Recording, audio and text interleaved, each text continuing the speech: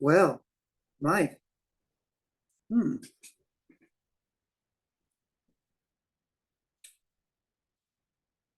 There we go.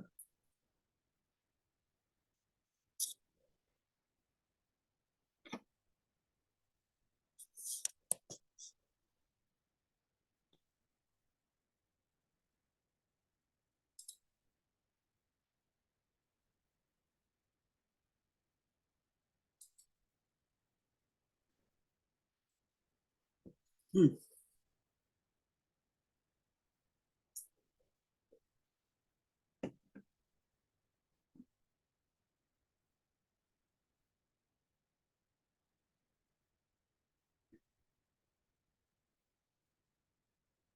Hmm.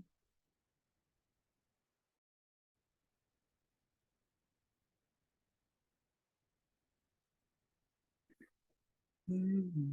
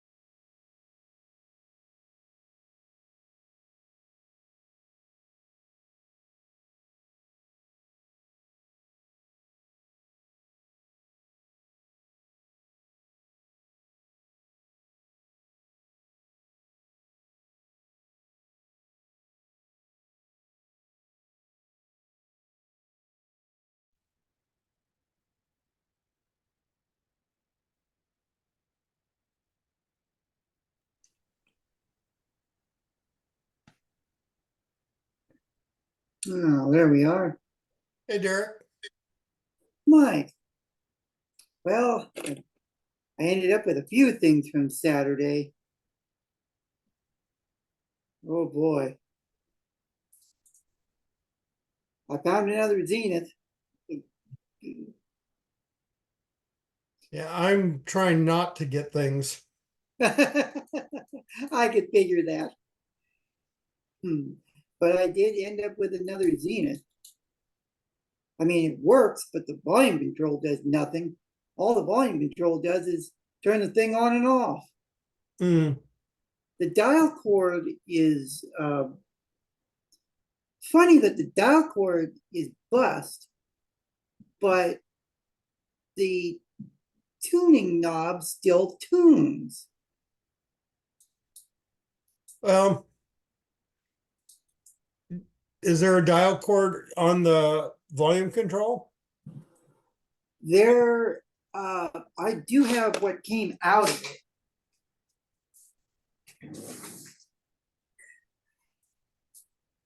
I do have what came out of this thing.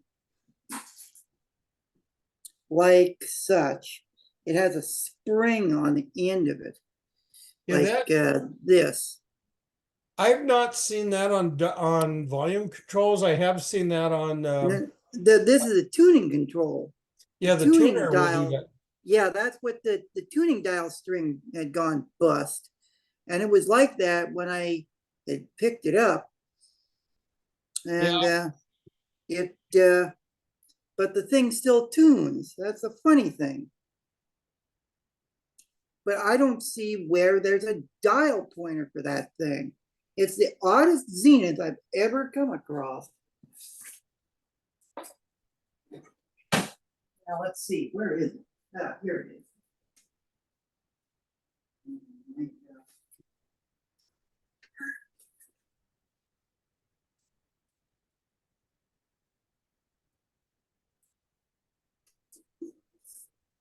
The oddest zenith I've ever come across. Oh, yeah. I had one exactly like that. I gave Pat. Probably could have been this one. It's somebody had changed the volume knob because it's not the original knob. It's a wooden knob somebody stuck there. Oh, these are wooden knobs that somebody stuck there. Oh, for Christ's sake.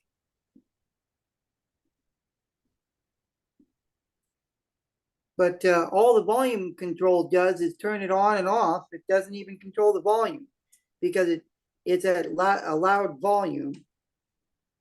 Go figure. But the thing still works.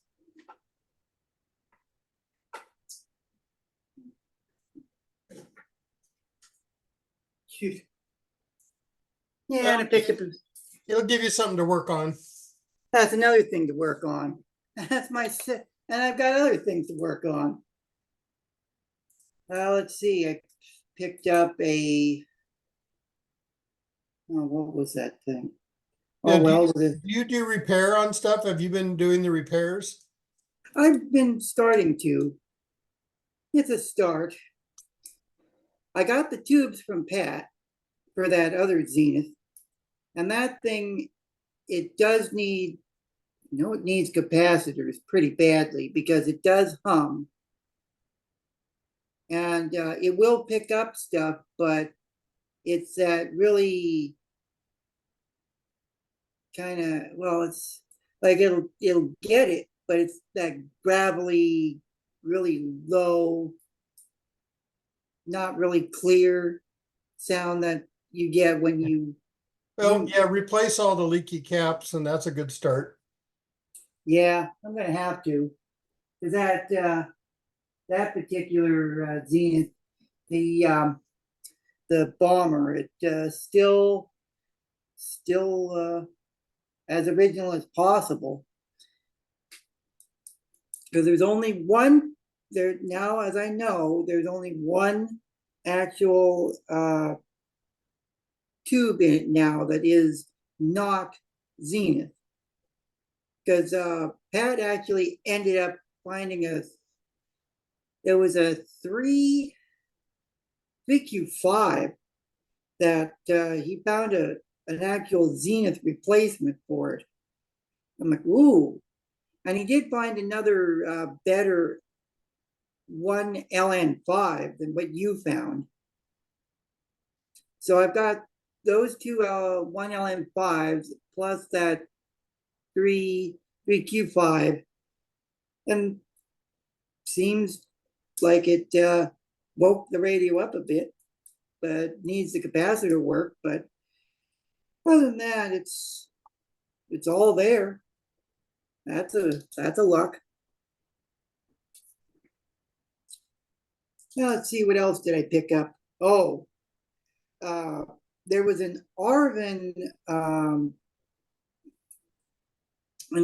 radio record player that was there, and it was a 78 player that well, that thing needs a new power cord before I can even see what it'll do. But It looked like somebody chopped the end off it for some reason. Not uncommon. Yeah. Then I found a little GE table radio, and that thing, oh boy, that thing needs capacitors bad. Eesh. Yeah. Then I found a Steelman 3-speed record player, but that will probably need capacitors and resistors or whatever. But it does work to a degree, but it will not put out any volume out of the speaker. Hi, Linda. Linda in the house.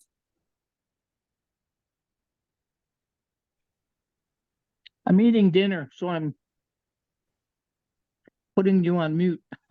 Oh no, Good to see you you can't again. have a, well, sure. But anyway, I also ended up with all of Pat's 78s.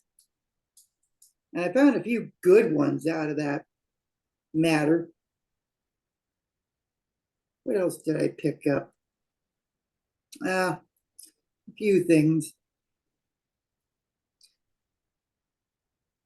Well, this will keep me good for a while.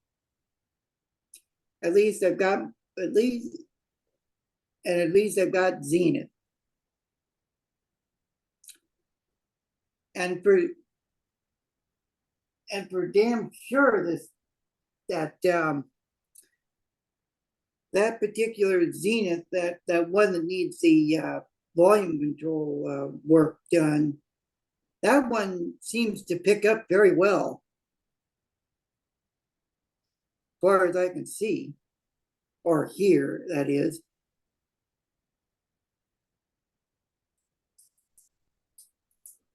But hey, it's a project. It's what it is, and I'll get to it. Believe you me, I'll get to it. I shan't complain.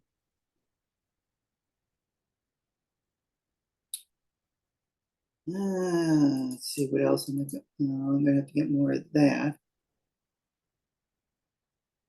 Have to obtain those. Yeah. Oh well.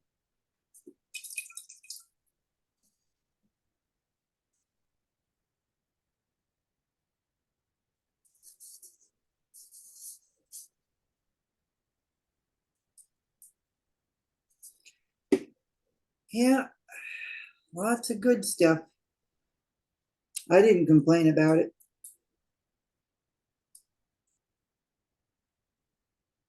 But then, Bill was like, "Ah, here, take this. Oh, if you want just that thing, here, take this thing with it." Are you interested in 78s? Oh yeah, Oh, okay. I picked up the lot that Pat was getting rid of, and there's 178 that I've been trying to track down and have not come across it yet.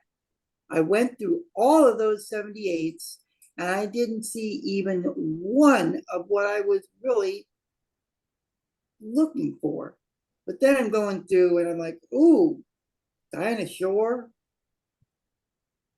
a little bit, I think there was Doris Day in there. I know there was Frank Sinatra, Glenn Miller.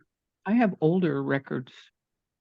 I also have some 78s that are Hawaiian music that that my mother liked. There's but I don't know what's there. Some of it's big band, you know. Oh yeah. I even found a Benny I have a Goodman. box. I have a you know, like about a half a Xerox box. Oh yeah. Of 70. I have a Victrola. Right. You know, that I could play them on. It's a wind up. Oh yeah. But I you know, I haven't looked through the records. I don't know what's there. It's just something that was left over, and it's gotten pushed around the garage 14 times. Yes. And now it's in the But storage unit. yeah, in my case, I would have enjoyed all that stuff, you know. I even found Liberace on What are you 78. looking for? Well, it's a Fats Waller 78 that Oh, okay. is Okay. Louisiana Fairy Tale, but I have not come across it anywhere. But how I know that that song ever existed was the fact that it was the original theme song. Part of that song was the original theme song for the show This Old House. And Oh, okay. then I went digging a bit further and I found out who it was. Now, I know I've got that sent. It's probably on Amazon. You can probably get it on Amazon. Let's see, I'm kind of looking into finding the original, not Yeah, I a know. not a redo, because a lot of times what they're doing is they're taking the original stuff and then they're doing all this processing to it, and it's not exactly the way it originally was. Yeah, yeah.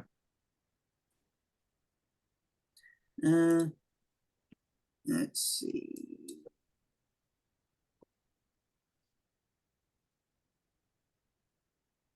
Oh, where is that?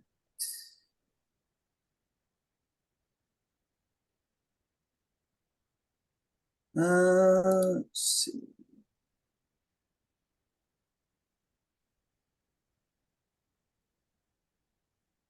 Ba-bum. Let's see. I can go this way. Good heavens, he died No. 80 years ago. He was born in 1904 and died in 1943, so he wasn't very old. No, he wasn't, sadly.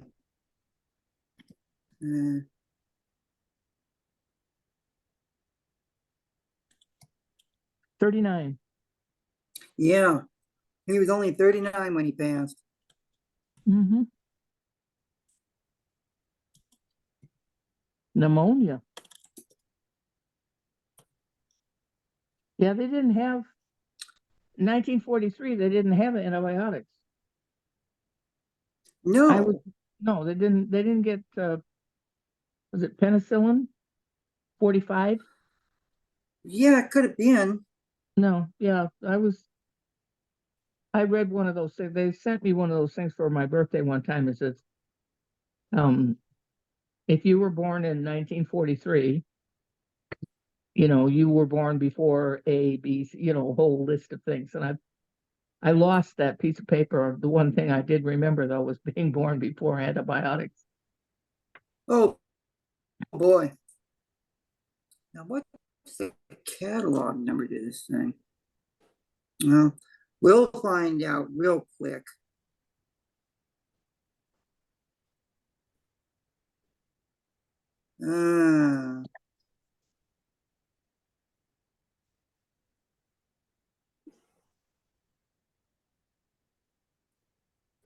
Let's see, where is What are you looking for?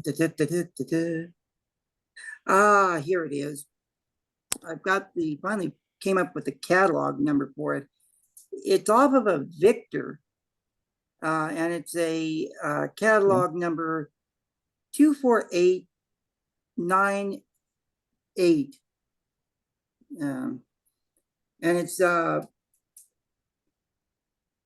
it's not the Victor with the RCA connected to it. It's the one that actually has the Victor, just the straight Victor itself, before it was linked with RCA. Yeah. 1935, as far as I see it. Well, hopefully we'll get a few more people here. Maybe people don't want to do puzzles. I Well, figure not. But we doing puzzles them are around the always call? fun to Oh, play there's with. 6 people. If they got Now, math in them, don't let Mike. If they've got math in them, I can't do them. Now there's The only thing I know is fractions for cooking.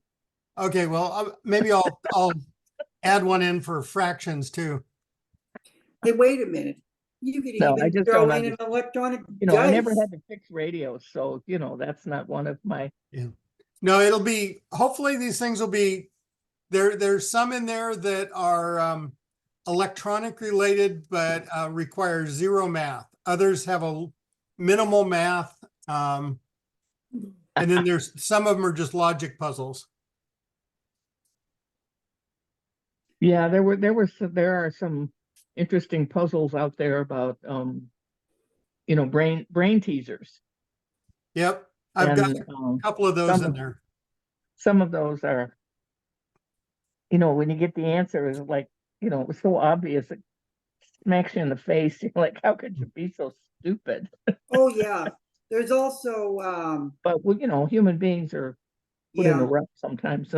well, there's also the electronic games, which are not really considered as a puzzle per se, but it's like 20 questions or where you try to, come up with the answer of something, those type of Yeah, things. I do the New York Times puzzles every day. The connections, Oh, as and I'll tell you, that's really, sometimes it's really, really simple, and sometimes it's just like, nope, can't figure it out. I can't make the connections. well, my And then when you my get the late answers, it's like, grandfather, oh, my late grandfather was so good at crossword puzzles. He could do the New York Times crossword like it was nothing. yeah, my mom and dad love to do. They bought a crossword puzzle one time that they taped to the door of their closet, because it was so big. It was huge. It was like 5 feet by 5 feet, Oh yeah. and it took them a year to finish the crossword puzzle because it had thousands of clues. Oh boy. And yeah, it was we'd go visit, birthdays and holidays and things like that, and the puzzle would still be on the wall. Everybody'd go up there and try and figure out a word or two. Yeah, that probably took. I like jigsaw puzzle. Hmm. Yeah, we like those too. We have one usually going up at our beach house. Hey, wait a minute. The Vancouver Library actually deals with puzzles. I think either they rent them out or you can swap them out. I think it's one of those things, but they have a lot of puzzles, I'll tell you. Yeah, we had when I went, I'd go in for radiation treatment for my breast cancer a long time ago, Oh yeah. and the waiting room had a card table with a jigsaw puzzle in it. Hmm. And some guy came in with his little kid, and that kid took one of those pieces. Oh no. And, we couldn't finish the puzzle because that piece was missing. They looked on the camera, they had a camera in the lobby, and they figured out who it was, but they couldn't get a hold of him. The kid probably threw it away or ate it or left it in the car underneath all of the other junk. But that was very disappointing that we couldn't finish that puzzle. Yeah, there's as it is, the downtown Vancouver library actually has an 80s puzzle with a piece missing out of it. Like, great. Can't finish the 80s with a missing We piece. found a online place that sells wooden jigsaw puzzles, Oh, yeah. but they're small. They're only like 6 inches around. Now, And I was you know, nosing around at one point and I found that there's jigsaw puzzles that have 18,000 pieces. those are hard. I don't have enough room. I don't have a table big enough. No, but you, 1,000 piece puzzles are about maximum for space. I did a well, puzzle last year that was 6 rolls of toilet paper. Oh, So it's all white yeah. with a little bit of shadow between the rolls. And that was a devilishly hard jigsaw puzzle to put together. yeah, I had one called chocolate milk that looked like spilled chocolate milk.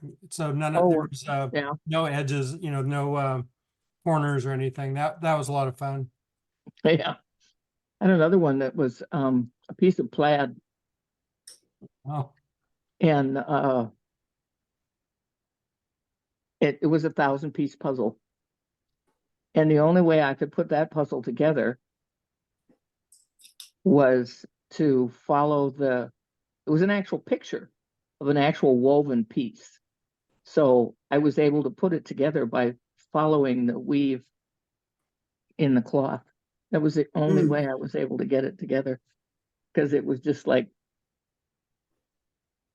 was the Royal Stewart, the red and white, the red plaid that they put on the inside of sleeping bags. Oh, yeah. We'll send you all the hard puzzles, Linda. Wells Fargo. I've got a 500 piece of Dallas at dark. It's just black. I'll send that to you. Oh, Or Blake. Dallas at night. Dallas at night. Oh, Blake, nice of you to show up for once. I've What been you do here is for the once last you do is you 15 turn them minutes. upside down and do them Oh, from the back. well, Blake, I've got word to you. I got more radios than to do with, but You're that gonna run bomber out of space. radio. Dick, running out of space? No, I'm not yet. But the bomber radio that I've got, that one got the new tubes for, well, the replacement tubes for that. But that thing's going to need a recap job. Then I found another Zenith this past Saturday. And that one, that Zenith needs dial cord work, and it needs volume control work. Because the volume control will work. All it does is turn the thing off and on. It doesn't do anything with the volume. There's a few other things in there that I picked up, but anyway. well, shall we get going? I just put a link in the chat if anyone's interested afterwards. It's a guy that made a jigsaw puzzle solving machine. Oh, It's kind of fun to watch. The stuff made here, he's fantastic. I wanted to also kind of show, I was working on a 3D printer that I was asked to fix, and I ran into a really tough problem, and I thought I would show you what I finally found the problem was. The problem was it had a screen on it, but the screen sometimes would show up and sometimes it wouldn't turn on at all. And what I tracked it down to, which was, when you're troubleshooting, never assume anything. This is a basic connector that was soldered into the board. And then these are the screw holes to tighten the power down in. Well, as it turns out, one of these leads is bad and has about 5 or 6 ohms associated with it. And so what happened was when the power goes into it, it was dropping essentially half of the voltage here. And so the board wouldn't turn on. And that was a tough one to find, because that connector went directly into a 5-volt regulator, and it kind of looked like it was there, but it wasn't. But No, after about 2 days of troubleshooting, I finally figured out it was a connector that internally was high resistive on one side. Kind of an interesting problem. That was a good puzzle for me. yeah, Well- finding the shorts is, or finding the problems is like finding a needle in a haystack, unless you're the Mythbusters and make machines that will actually help you find a needle in a haystack. Well, if everybody is ready, we lost one person. I guess they didn't like my connector story. Shall we do some Nope, puzzles? gained another. Hmm. Let's see here. Let me do a share.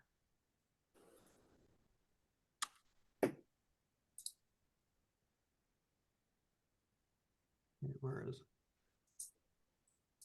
Screen 2, share. There we go. So hopefully this will be fun for everyone. Thought I'd do something a little bit different. So the way I'm going to, we can change the way we're doing this as we go, but if it's not quite working right, but what I'll do is I'll pop up a puzzle. If everybody maybe wants to have a piece of paper and a pencil next to them so they can puzzle out the answer real quick. And then at the end, everybody can shout out their answers and see if they got it right. And we'll give they're all pretty easy. So we'll only give like a minute or so to do it. Think. So the first one is Whoa. if I've got 2 light bulbs in series, say one of them's a 60-watt bulb, one of them's a 100-watt bulb, and I apply power to them, which one do you think is going to glow brighter? So we'll pause here, and maybe if there's somebody with some guitar licks or something, they can do musical interlude while we're waiting.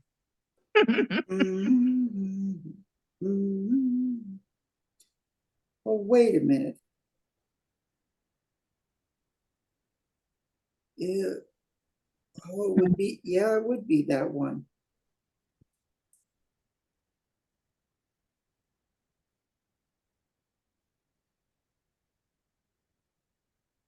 Anybody need more time? We can give a little bit more time. No, I've already thought of it. Okay, so what does everybody think it is? It'd be the 60-watt bulb because then you'd be pushing more power into the 60-watt bulb than you would the 100-watt bulb. Everybody agree with Derek? Anybody agree? I have no idea. So I was right. So here's the math side of it. Basically, one way to do that, there's a lot of different ways to approach this, but one way to do it would be to find the essentially the resistance of each bulb. Now, obviously, this won't work if they're LEDs, but just by using the Ohm's law, if you wanted to find the resistance, you look on this chart. We have the voltage and we have the power. So we could use this formula here, V squared over P. We'll find that the 60-watt bulb has about 240 ohms of resistance. 100 ohms would have about 144. So if we use the Ohm's law again, I equals E over R, 200 volts, we add up the resistances, we're going to have about half an amp going through here. And of course, because they're in series, if we have a half an amp through this one, we'll have a half an amp through that one, so that we can figure out what the voltage drop would be for each one. 60-watt bulb would have about 125 volts. The 75 or the 100-watt one would have about 75 volts. Then we can go back to Ohm's law again. Power equals voltage times current. And if we take that 125 volts here with the current, that one's going to be 65 watts to where the 100-watt bulb's only going to be having about 39 watts. So that's the one way to figure it out. Let's see here. If I... There's an easier way too. Oh yeah, there, and actually I want some other easier ways also, but another way to look at it without a lot of math is you can just kind of think about it as, you know, the higher watt bulb is going to have a lower resistance. The fact that the voltage across each bulb is going to be based, the current's going to be the same. And so it's going to be based on the resistance. There will be a larger voltage drop across the higher resistance bulb. And again, that's exactly how a dim bulb tester works. You know, if the radio is shorted, it's equivalent to having that low resistance bulb. And so we're going to have the other bulb, the light bulb, actually drop most of the voltage and will also limit the current, thereby protecting the radio. And Blake, do you want to talk about another way to solve this? No, you've got it up there. I looked at it as a series circuit, and we know the current is always the same in a series circuit. If the current is fixed, then you're going to get more out of the 100-watt bulb than you are in the 60. I avoided the math altogether. Yep. Anybody else have a different take on how to look at this?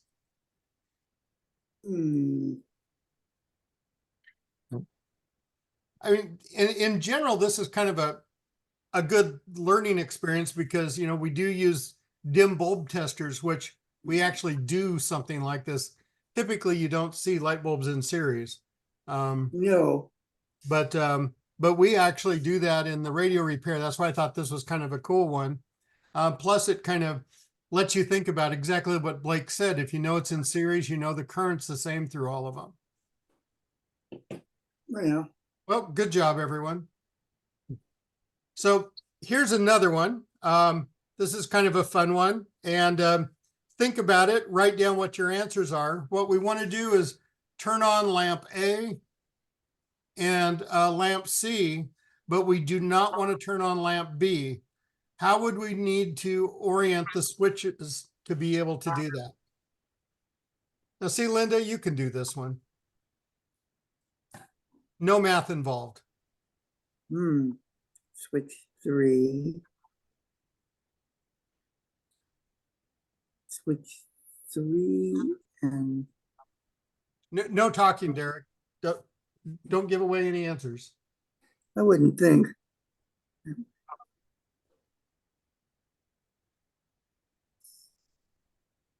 Wait a minute. Okay, one.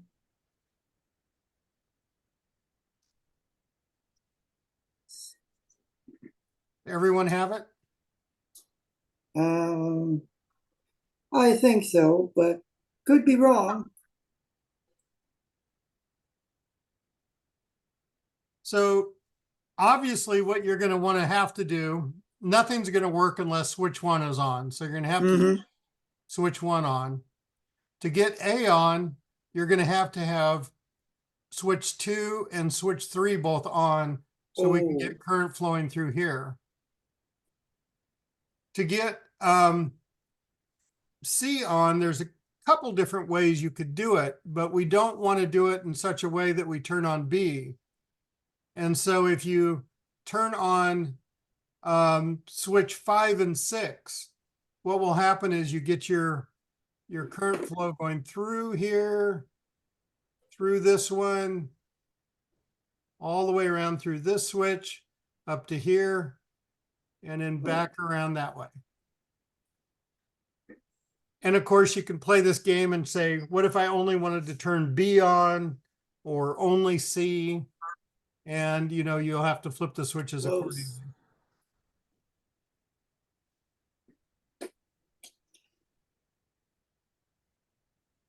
I did figure that one out. Awesome. See, I knew you could I do was it. close.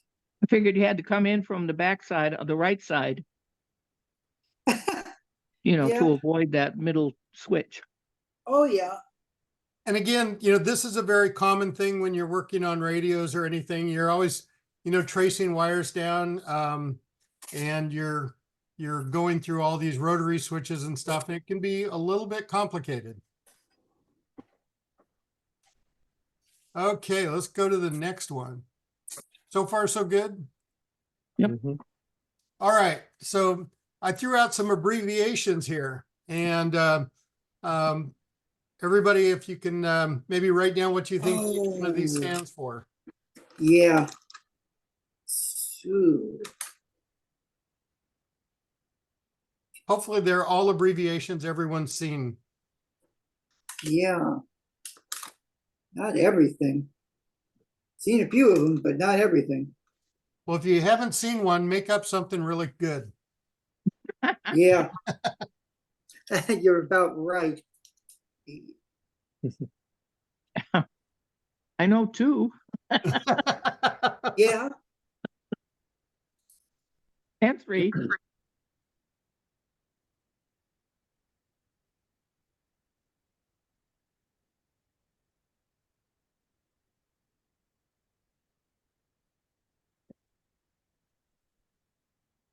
Everybody got them, or did you make up something really good for the ones you don't have yet?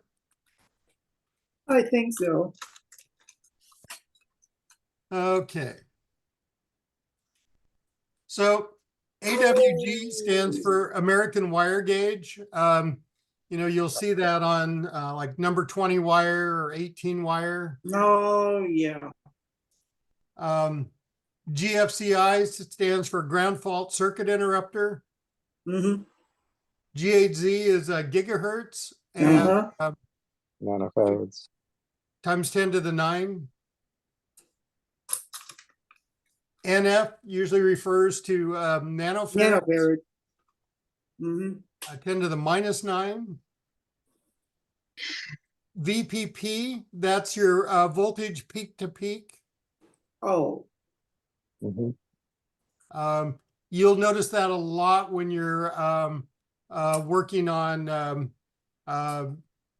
it could be RF signals, you know, when they're saying, you know, what the peak to peak voltage is, especially if you're looking at an oscilloscope, something like that.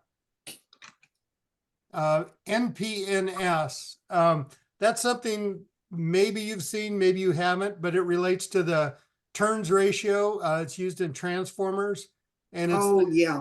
number of turns in the primary versus, or divided by the number of turns in the secondary. Yeah, that's the only one I wasn't sure of. Okay. Did you come up with a good answer? No pay, no service. Oh, there you go. That's good. Like, Yeah. XC is capacitive reactance, Okay. and you might see an XL, which would be inductive reactance. And another one that's good to know is VA or KVA, Mhm. and that relates to volt amps or kilovolt amps. And Uh-huh. you may wonder, well, why do they call it volt amps? Why not just, because volts times amps is wattage, right? So why Yeah. not call it wattage? Why do you use that stupid VA or KVA? Well, there's actually a good reason why, and that is wattage is used to determine the power of a load. So, you know, if you've got a resistor or something like that that has a particular load, it'll tell you how many watts that can handle or volt amps it can handle.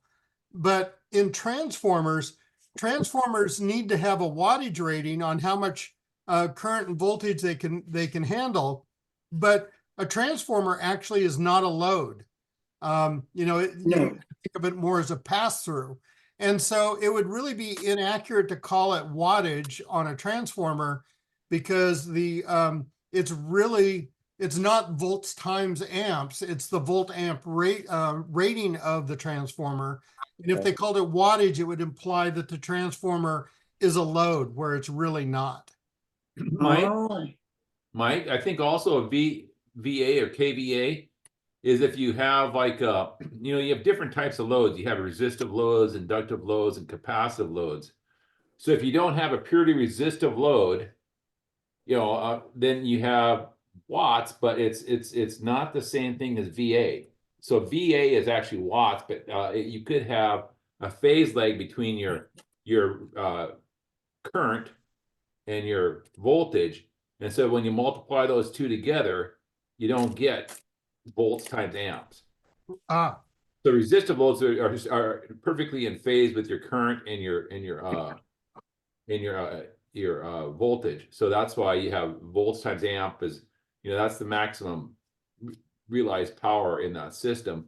Whereas watts will oftentimes be less than that if you don't have a perfect balanced resistive system. right, because it's the resistive load, yes. That's the resistive load is, yeah. But if Yep, you have like an inductor in there, you could have a phase lag between your current and your voltage. right. Yeah, I was thinking Blake might have a little bit of insight on this.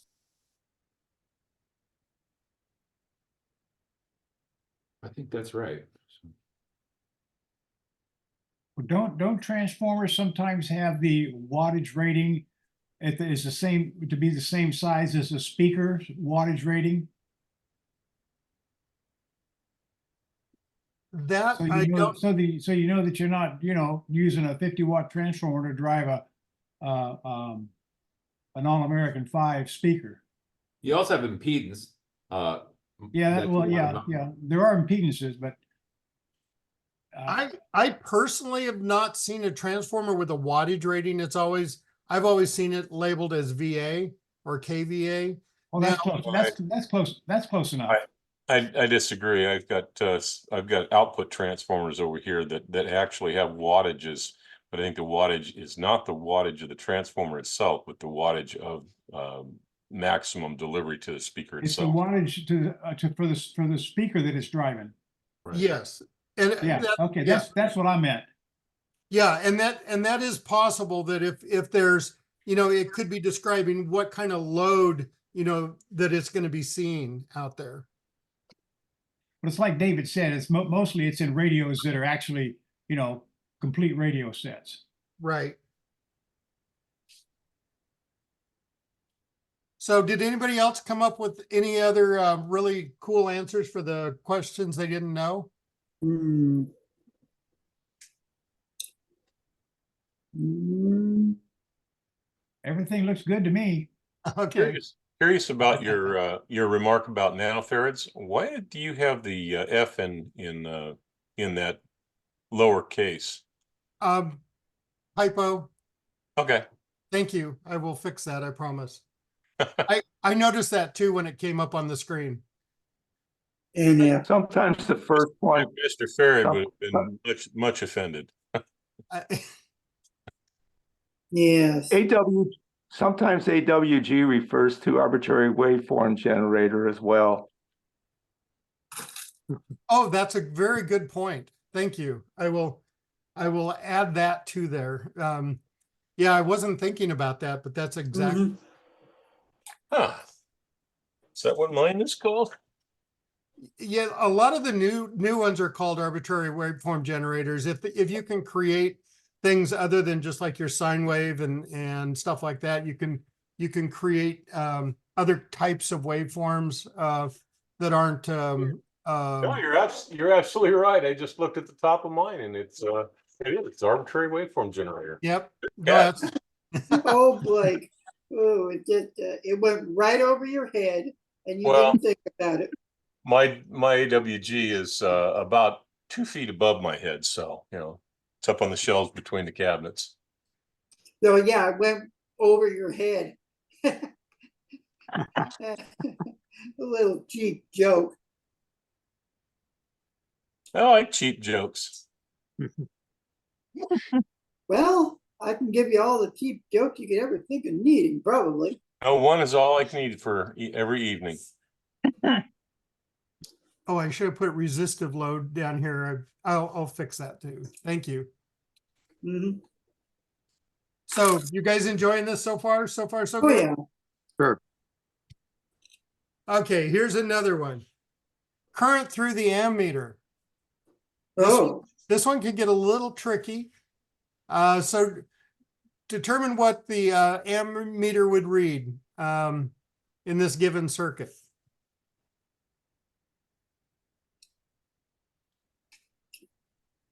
2 ohms.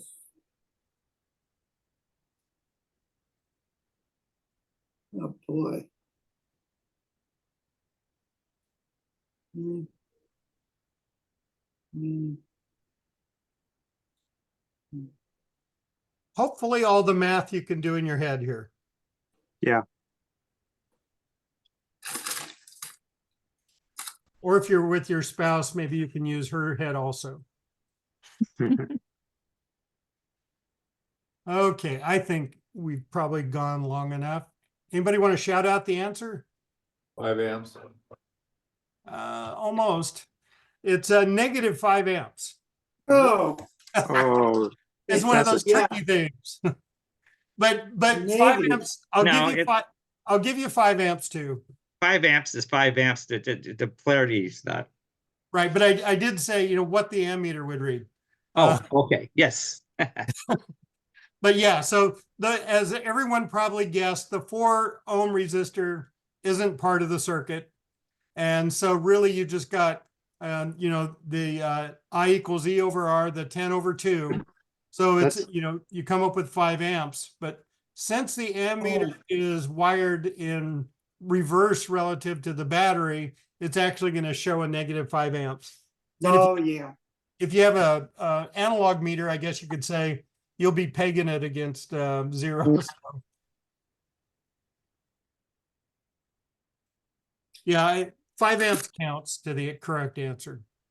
a nice use of redirection. Hmm. I pulled a lot of this stuff off the internet. I thought, oh, that was a good one. I got it wrong. I said 5 amps too. I mean, the trick is understanding what the polarity of the voltage source is, right? Yes.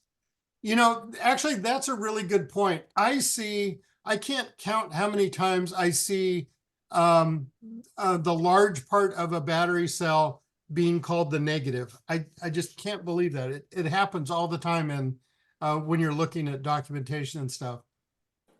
This should always be the positive. That's the negative, or at least that's the way I learned it.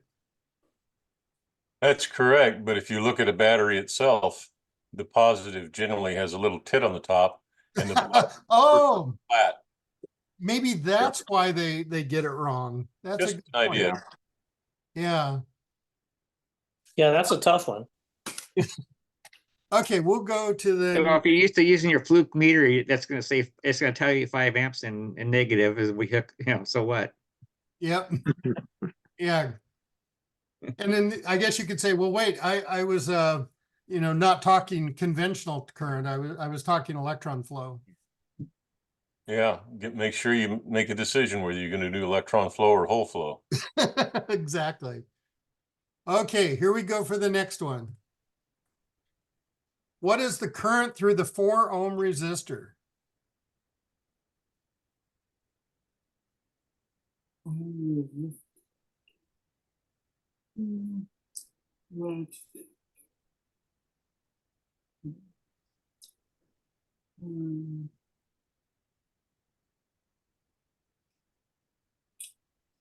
Mm. Mm. Everybody got it? Yeah. Okay, so we'll display the answer here. Yep. So it's going to be 1 amp. So the So, important things to understand here is you got to realize, again, this is where the batteries are reversed. And so you have a net voltage of 6 volts. You know, it's not 14, it's 6 volts. And the resistors, it doesn't matter where the resistors are placed. This circuit has a series total of circuit. 6 ohms. Still a series circuit. Still a series Mhm. circuit. And Mhm. so Right. you got 6 volts. This is the equivalent circuit here. You've got 6 volts with 6 ohms. And so 6 over 6 is a 1. Mm-hmm. And oh, yeah. this is actually a really good thing to, I kind of like this puzzle because, again, when you're looking at schematics and stuff, you can be seeing these kind of things. It's not uncommon to see lots of weirdness going on, you know, and it's important sometimes to just take what you've got, redraw it, come up with an equivalent circuit, Because it may not always be obvious, especially when you're dealing with B- supplies and things like that. See, I'm trying to actually tie this back to vintage radios, right? So Yep, yep. doing the best I can. Okay, everybody good with this one? Let's go on to the Yeah. next one. Next. Okay, now this one is going to be a fun one. You've maybe even seen this one. So we got 3 incandescent bulbs, we'll say, on the first floor. And then down in the basement, we've got 3 switches. And you start in the basement, you're only allowed to go to the first floor once. But you have to find out which switch drives each one of the light bulbs. So how do you do that? How can you figure out which switch controls each light bulb when you can only go up and look at the light bulbs one time? Ooh. So I'll give you a little bit longer for thinking on this one. When you say you've got it, yell out, I think I've got it. And when I hear enough of those, we'll go to the answer.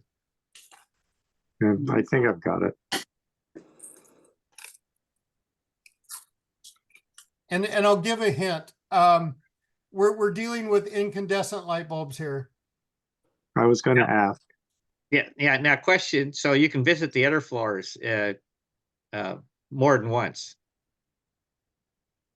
Yeah, I guess you could go to any of the other floors as often as you want to. Yeah. In fact, you can even go outside if you want to.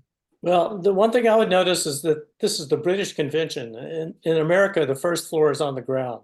Yeah, 0. Yeah, this is the parking garage. The switches are in the parking garage underneath.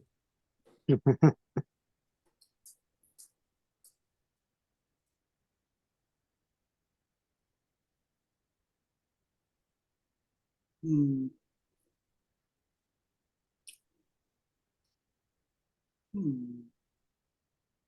you have it, Linda? There's no math involved.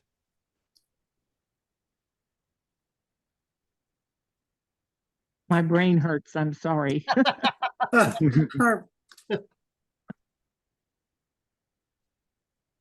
Sometimes these things, I'm smart about some things and really stupid about others. Puzzle things, I could never do algebra really well because I couldn't figure out the stories. You know, if the train is going here and it's this fast. Yeah. I got straight A's. I see, I missed something there, but I see that now. So there's 3, they're all on the same floor. I was thinking 3 floors for some reason in my head. Oh, no. There's all on the same floor. Yeah, Right. the switches are on one floor. The Right. light bulbs are on another floor. Right, but they're all on the same, they're all the light bulbs are on the same floor. Yes. Yeah, okay. And you can't you can't be going back and forth. You can do something with the switches, you can spend as long as you want with the switches, but the minute you go to the next floor, you can't go back. Oh.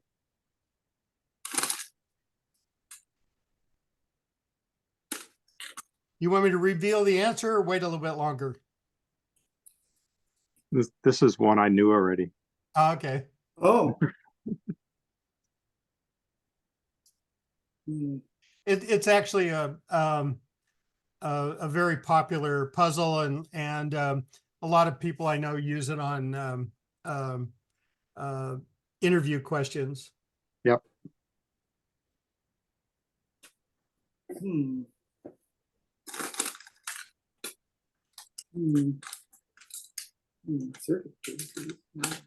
Yep, got it. Okay, so are we ready then? Yep. Sure. We'll do the reveal. So what you want to do, keep in mind it's an incandescent bulb. So we're going to turn the first switch on and we're going to wait 5 or 6 minutes. Mm-hmm. And that bulb's going to get warm. Then you're going to turn that one off, and then you're going to turn on the second one. Now you could do these in any order, it doesn't matter, but Then what you're going to do is immediately go upstairs where the bulbs are located. The bulb that's off but warm to the touch, that one you know is connected to number 1. The bulb that's on is connected to 2, and the bulb that's off and cold is connected to switch 3. Oh, Yep. Unless you got a bad bulb. That's cheating. And you better hope it's number 3. Well, I was Yeah, gonna ask, dead is it an bulb? incandescent or an LED? They're Yeah, I did mention it was incandescent. Yeah, but actually, LEDs will get hot too after a while. They will, you especially just around have the to wait base. longer. Yeah. yeah, but LEDs can die too. They all can. Yeah. So see, kind of electronics, but it's really a thinker type of question. Yep. And then what I've got here is I just found something with some electronic symbols on it, and see if you can identify what each one of these is. And as you guys are looking at them, I'll mention, as many of you probably already know, symbols can vary a lot depending on how old it is, or who the manufacturer is, or what country it comes from. You can have lots of different symbols for the same electrical component. So, don't assume that it always looks this way. And in fact, sometimes you'll see symbols that aren't necessarily what I would consider kosher, but they use them anyway. We can talk a little bit about some of those, but. Well, my favorite is M's for ohms. Oh yeah, yeah, yeah.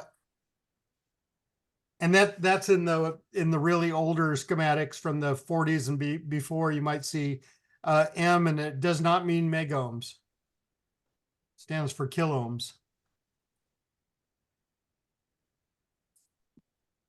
Everybody think they've identified them all? Yep. So the first one is obviously a switch. And then a lot of times you might see dotted lines going off of the switches. That would mean it's a ganged switch. And so when you throw one, they all go together. Batteries can be done in either way. And I've seen it where they represent them typically this is like a single cell battery. This would be a multi-cell battery. Sometimes you'll see this just for a single cell battery or a multi-cell. Sometimes you'll see capacitors that look similar to this. So you got to be careful. And I've seen to where they've actually, if it's a 9-volt battery, they might have 9, or 7 cells or something like that. And you can see these strung out really long. I've seen that. I found that interesting. Lamp. This is a lamp, but I've also seen this as kind of like a generic load.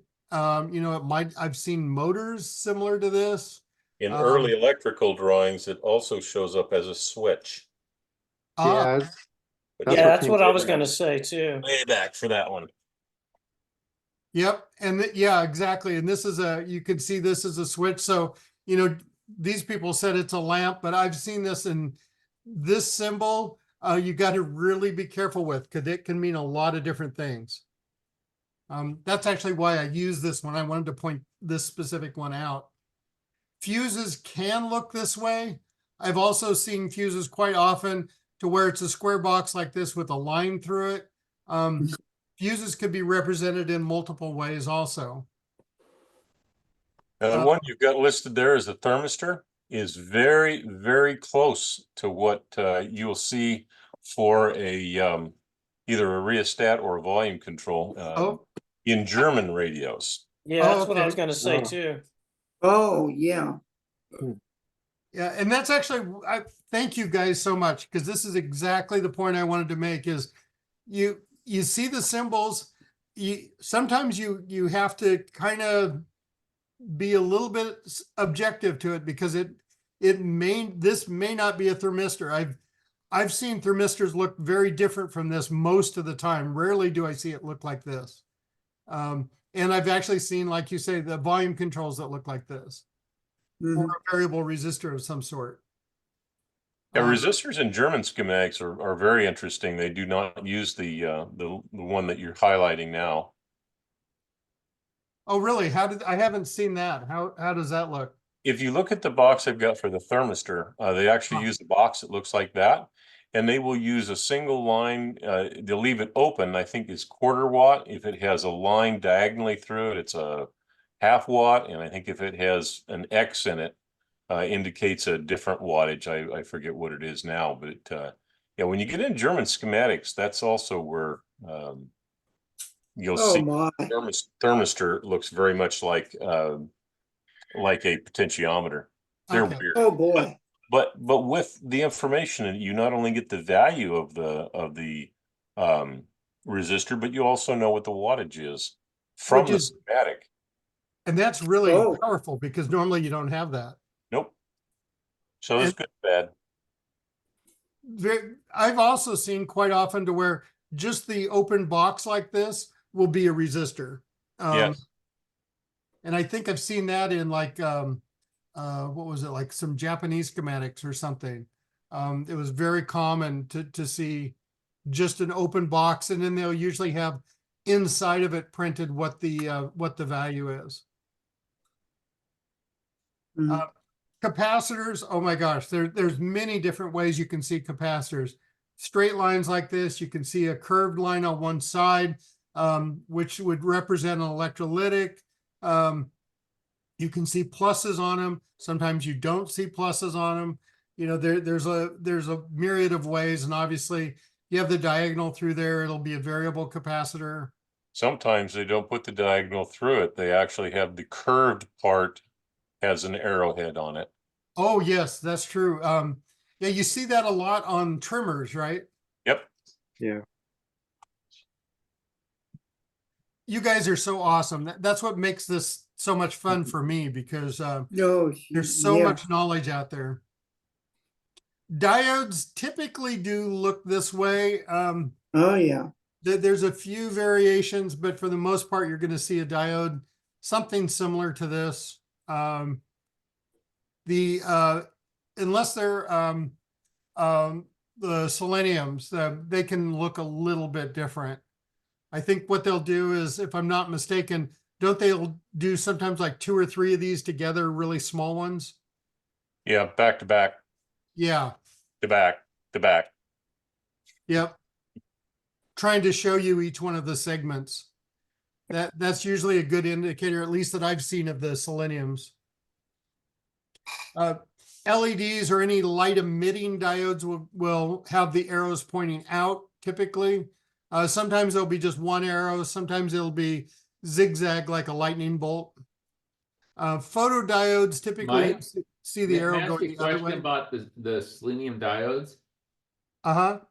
What I don't know if this is true or not, but what I've read is if you count the number of plates on it and you multiply that times about 0.6, that's going to be the voltage drop across it. I thought it was higher than 0.6. Yeah, I It's a do. 1 volt. It's 1 volt. You multiply it times 1 volt, and then so if you have 6 plates on it, you have a 6 volt at the, at the Yeah. I think you have to take the surface area into account too, because many seleniums have very small plates and others have, I've seen them up to 3 or 4 inches square. Oh, Yeah, it's I've seen that same rule of thumb. I've also looked into that a little bit, and yeah, there is some variation there. And Blake, maybe you can help here, but replacing seleniums can be really tricky because of the high voltage drop across them. A lot of times it's you got to find some way to drop some extra voltage either through a resistor or even a light bulb.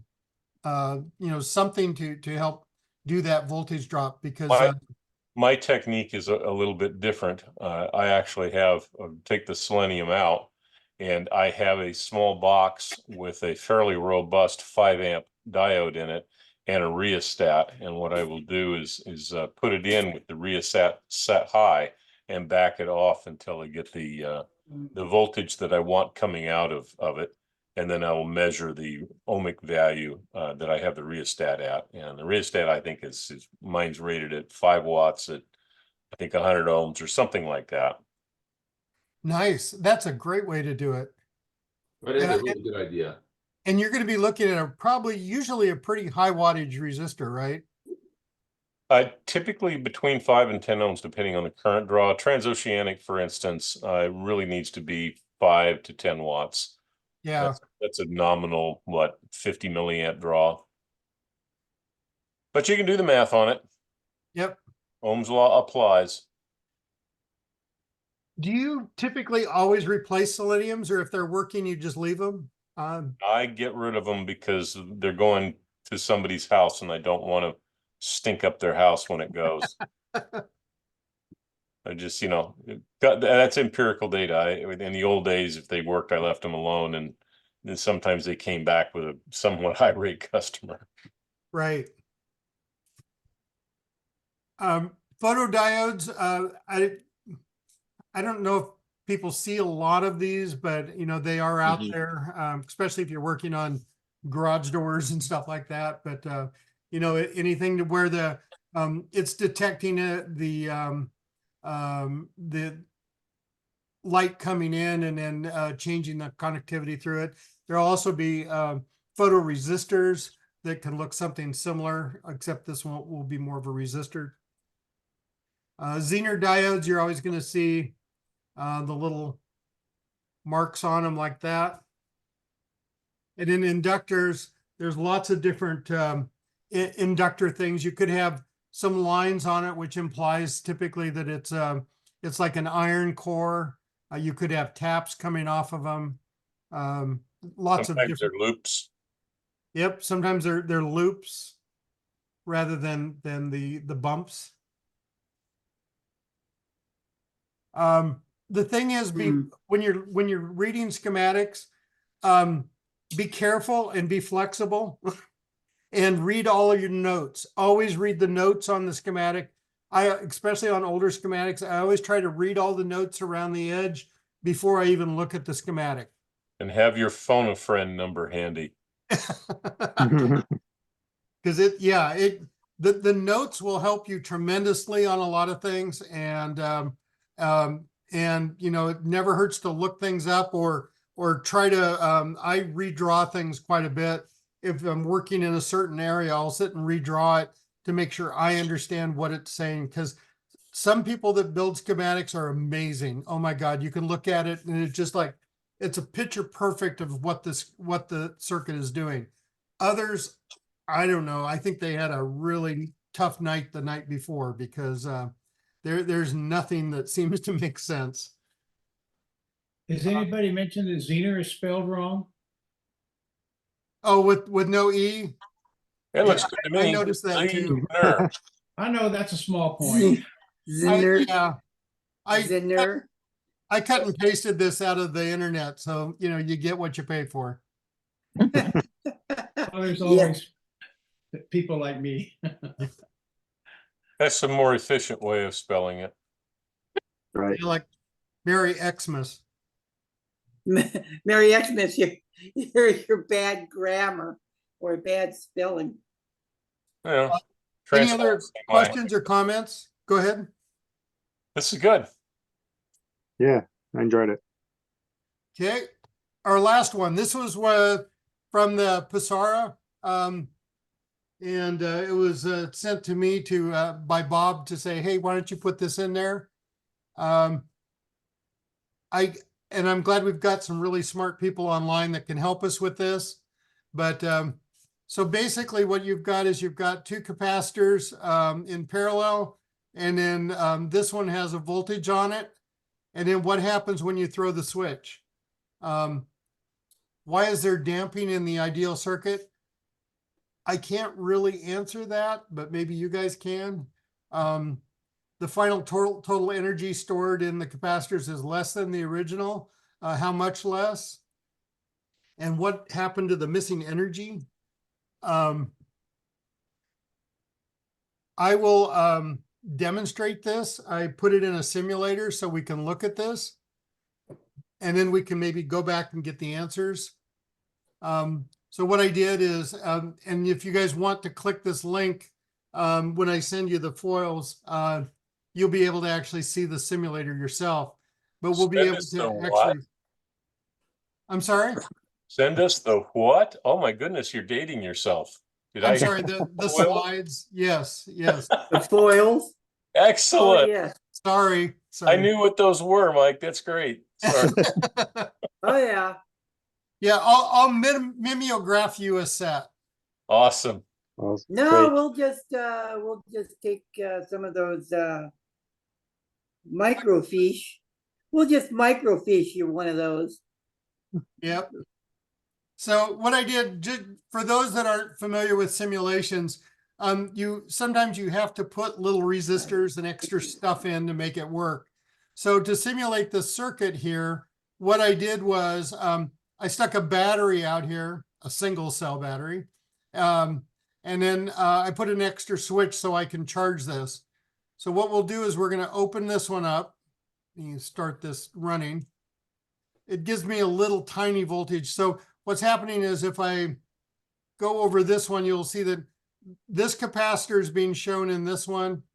This capacitor here is being shown in this one. And Oh, yeah. what we're looking at here is we're looking at 1 millivolt. So we'll call this noise down here. It doesn't matter. So what I'm going to do is I'm going to go ahead and charge this capacitor up. So if we look here, you'll see that it's showing you, we're now charged. This one's charged to 5 volts. This one's still showing over here, the 1 millivolt or picovolt or something like that. So there's nothing going on there. Now I'm going to go ahead and open this one up because we have an ideal circuit with no leakage or anything like that. The one on the capacitor on the left is staying at 5 volts. The one on the right here is, staying down close to 0. Now, what does everybody think is going to happen when I throw this switch? Hmm. Well, the current would, the power to that capacitor would go up. It's just gonna decay. Yep. So let's do that. Oh, So here's what happened. Right now we've got, if you look at the screen, if you look on the top of each one of these cursors, you'll see that they actually balance themselves out. We've got 2.5 volts on each capacitor now. So the voltage from this one started draining over here and until they became balanced. oh. Now here's a kind of a cool thing that we can do. Right. I'm going to open this back up. If we look here, we still have 2.5 volts on each side, right? Mhm. Yeah. I apologize that these lines aren't the same. It'd be nice if they were at the same level. You have to kind of look at the cursor. Now what I'm going to do is I'm going to charge up this one some more. So now this one's back up to 5. The other one's still at 2.5. Now I'm going to open this switch. We're still at 5 over here, but over here we're still at 2.5. What do you think is going to happen when I close this switch? So That's they'll gonna- settle somewhere in between. It's gonna balance again. So it dropped from here down to 3.75 volts. And on the other side, it's also 3.75 because obviously they're connected together. This is only 100 micro ohm resistor, so it's like nothing. And we can keep doing that. We can give it a little bit more juice, hit it again. Now we're at 4.3. Give it some more juice. Hit it again. 4.68. We can keep doing that until we, get almost up to 5 volts again. 4.829. You'll never exceed 5 volts on the second cap. Exactly. Yeah, You will reach 5 volts at infinity time. exactly. So Mike, where's the the power is less and you know, where is that being shown? You know, the, I didn't understand. I'm sorry. so in your, on your PowerPoint presentation, you showed that if you did this, then you would have observe these things, right? You would observe that that there's power loss. Oh, these questions here? Yeah. Yeah, so let's see if we can answer these questions, and then people smarter than me can help me. So we saw what happened in the simulator. We saw that, you know, whatever the voltage was here, it basically halves across there, right? Mhm. So I think we can answer number 2. The final energy stored in the 2 capacitors is less than the original. How much less? How much less is half? So half the voltage will be here, half of it here. Yeah, you need to point out that in the diagram you're showing now, you do not have a voltage source that you can continually charge with. This is fixed. Yes, and that's why when I did my simulation, I put this switch in so I could to simulate it, I had to get voltage in here to start with, right? So Yeah, but in I your first charged it. I diagram, see. So the energy is 1/2 is CV squared. So as your voltage goes down by half, the energy is 1/4. So 2 times 1/4 is 1/2. So that's why your energy of the 2 capacitors is less, right? right, in an ideal circuit. Yeah. Yep. So let's see. So what happened to the missing energy? Well, I'm not sure if it's missing. It transferred from this capacitor to this capacitor, right? Is that the way we would answer C or number 3? Well, energy is a CV squared, right? So your Yeah, so voltage you're is talking half, voltage, so- not energy.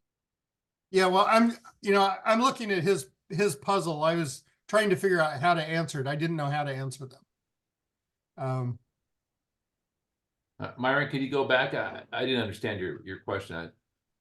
Well, so the question, the number 2 is the energy. It's not related. I mean, it's related, but it's not the same thing as voltage. Oh, Right. What I said is the energy is capacitance times the voltage squared. Exactly. So if you have half the voltage, there each capacitor will have 1/4 of the energy of the initial capacitor. So you have 2 times 1/4, you have 1/2 of the total energy in the circuit. And the question is, where did it go? It went into the dielectric, right? I mean, it's the you're charging that dielectric. So you have it on either side of the dielectric, probably. If you didn't have any, No, so you're sucking electrons on up on each side of the dielectric, right? You have twice as much dielectric. isn't there an impulse radio wave created, so it's the energy dissipates into the ether?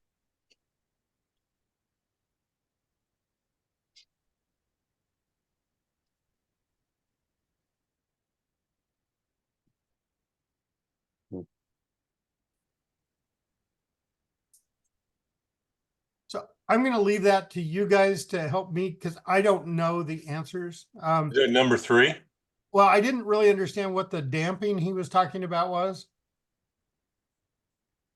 Well, he's saying if there's ideal capacitors, the thing would just oscillate forever, but they don't because the capacitors have some series resistance or series. Capacitor does have internal resistance. Yeah, as I say, he doesn't say the capacitors are ideal. Yeah, just the circuit. Yeah, and there's some internal inductance also, right, in the leads and things like The that. only way, a capacitor in itself won't oscillate. The only way, if you have inductance with a capacitor, you'll have an oscillation. Well, you've also got a capacitive reactance.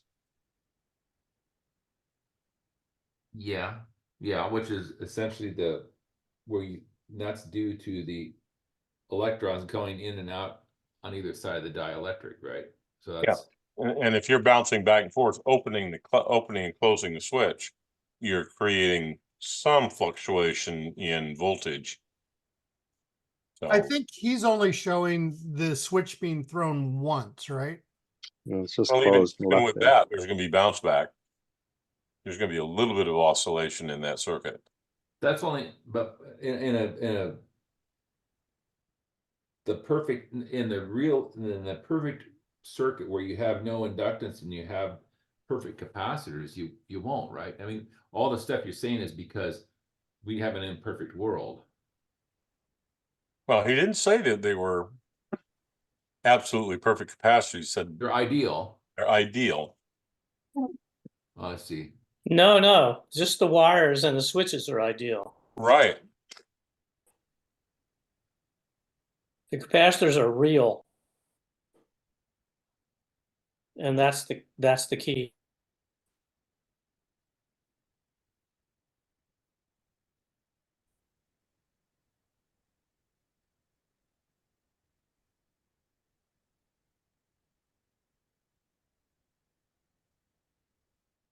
Yeah, the So- energy goes into the effective series resistance of the capacitors.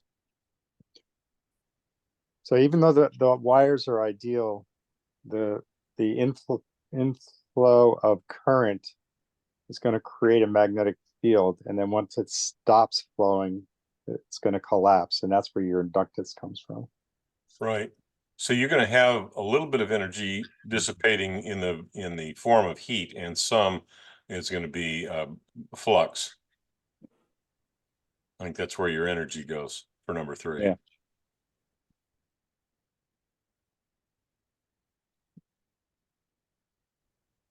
I'm not sure where the heat comes from if there's no resistance, but you will have a magnetic field induced, and then it's going to collapse when the current stops flowing. Right. Even if the capacitors don't have any internal resistance, quote unquote ideal, you've still got the magnetic field induced and then collapsing. Right.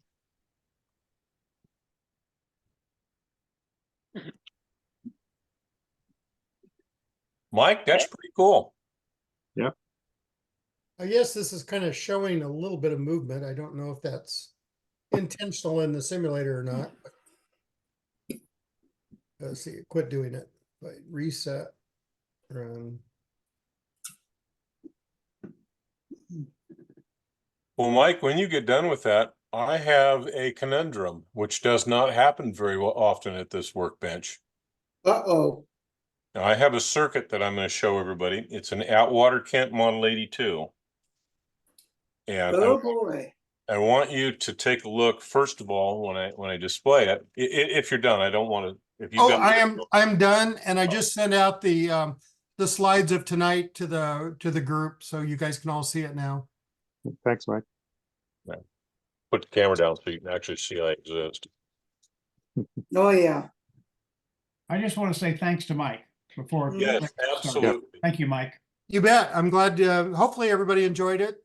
Oh, yeah. You can come up with more stuff like that at some point.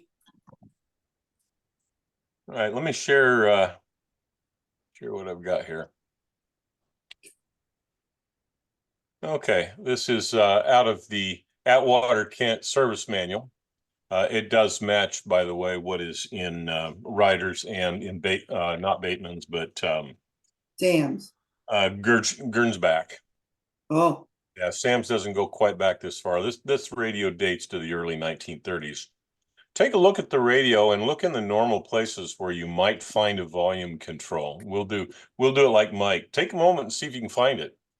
I like the symbol for the capacitor at the lower left. Oh yeah. Yep. For the wait a minute. filter capacitor. Yeah. Can't be. That's a that super hit, section. right, Blake? This thing here. What the stink is the volume control? All of my Atwater Kents are. So has anybody spotted the volume control yet?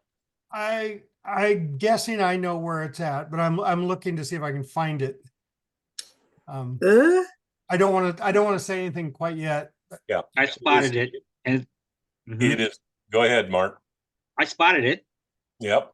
Oh yeah, do you want to? It's in the resistor chain down there, I guess you'd say. It sure is. It's over here. Running the control tube. And what I can tell you is the first bleeder resistor, which is at the far left of this, if you look closely, it is connected to B+. So this is a resistance ladder all the way to ground. And they have taken and put in a 500 ohm volume control here. It's a linear control. And this is what controls the volume in the radio.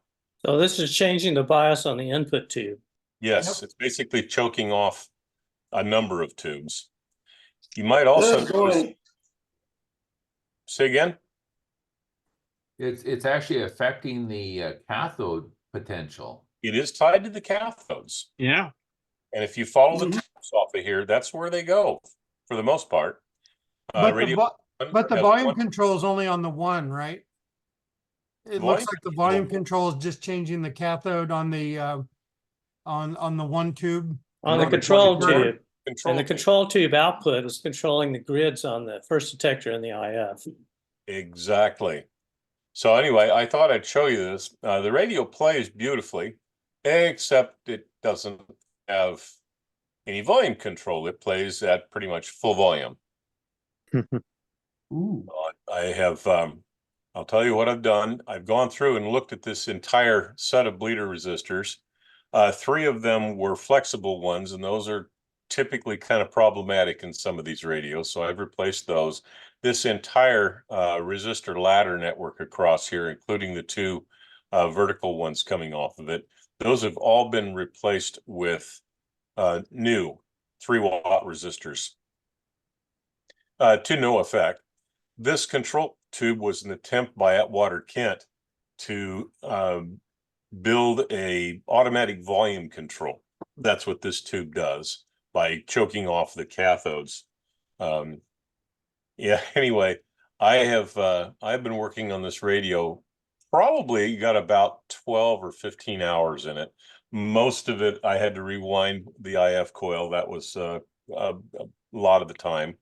But I've come to this point and thought, I got all these smart people out here. I saw Myron on here, David's on here, Mhm.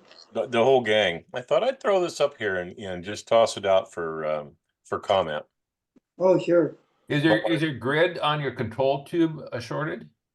No, But that's just odd that they would do it like that, though.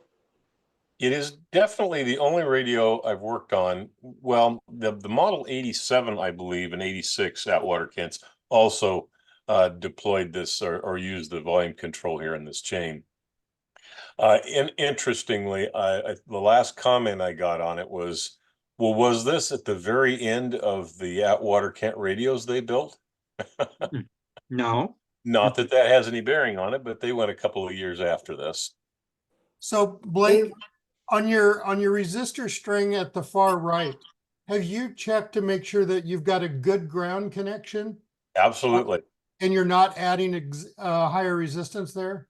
Nope, I've actually got it. I moved the ground, which on it was a screw lug to a bar that had 2 screws into the chassis.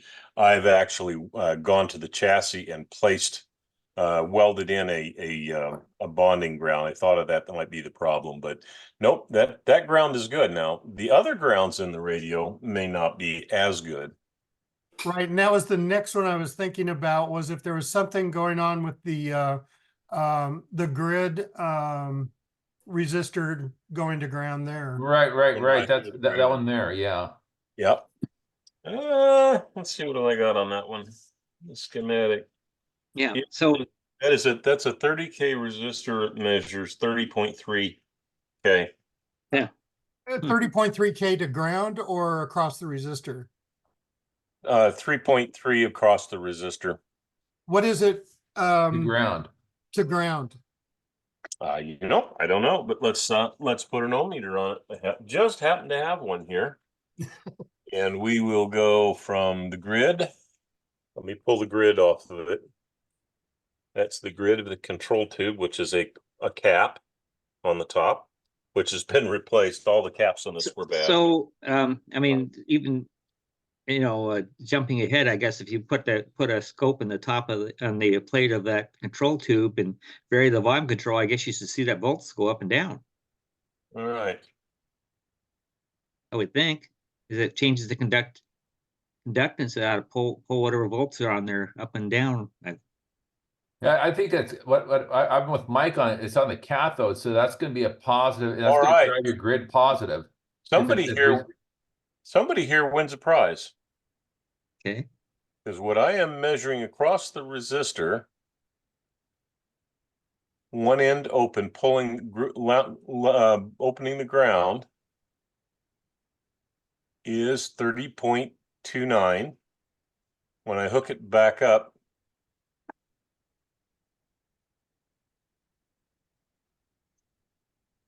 and measure to ground, I get 0.3 ohms. Uh-huh. All So right, that- gentlemen, That's thank close you. to a short. That I'm- capacitor That shorted. capacitor up there is probably short of the second detector Yeah, bypass. yeah. So Alright. the voltage on that grid is determined by the cathode, Right. current and the second detector. Yep. But yeah, that cap is bad.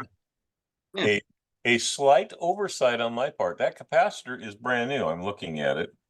So, Oh, that's interesting. yeah, Woo. it's actually inside one of the cans. I don't know if you guys are familiar with I've seen that. Oh, I'll boy, bring the shorted. camera. Bring A the new camera down. capacitor shorted. Oh, boy. Say, I'm gonna jump out of here as I gotta catch a plane, and I'll see some wow. of you on Saturday, maybe. Wonderful. Yeah, So anyway, here's the underside of the radio. Thanks for joining us, Mark. yeah. Mark, are you gonna go to the sale then? That's my intention. Oh, good. I'll see you there then. Looking Okay. forward to it. Awesome. Yeah. It is. Some of the stuff tickled my interest, and got a friend that's just recovering some surgery, and wouldn't hurt for me to be around to help out a little bit. And so good excuse to get over there, and got the miles. So I'm hopping on a red eye here in about 40. Well, heading to the airport in 45 minutes. So Well, safe travels. yeah. Have a good flight, Mark.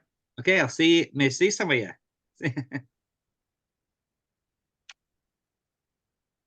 I'm glad we could help, Blake. Yeah, but I was going to show you these capacitors. I don't know how many of you are familiar with this series of radios, but what you've got there is a metal can. Oh, yeah. 4 pads on it. Mhm. Those are generally sealed and soldered in the back. We're and still they have seeing wax the fasteners. schematic. Pardon? We're still seeing the schematic. Oh, you are? Okay. Well, let me stop sharing. See if I can figure out how to do that. New share. Should be up at the top, I think. Yeah, there you It go. is. Oh, there you go. Anyway, inside these radios, let me get lined up with one. Here we go. You can see it's a metal can. You can see I've Mhm. numbered them and got the values on them.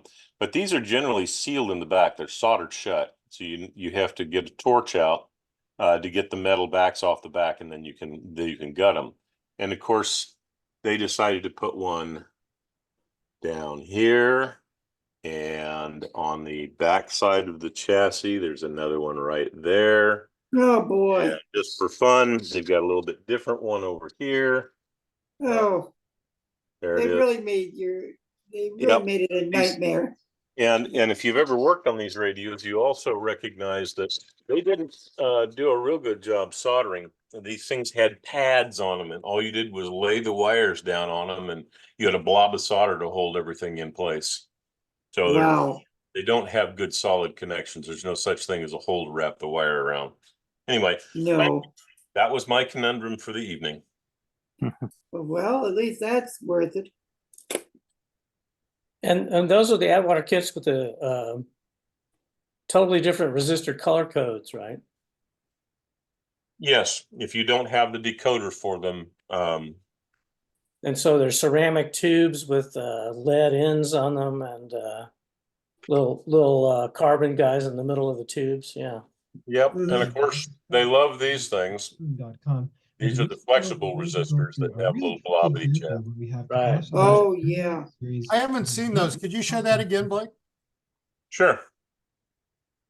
Let me get it really Oh, yeah. close. You can see that it's Yeah. got a kind of a blob of leaded solder at one end and a blob at the other end.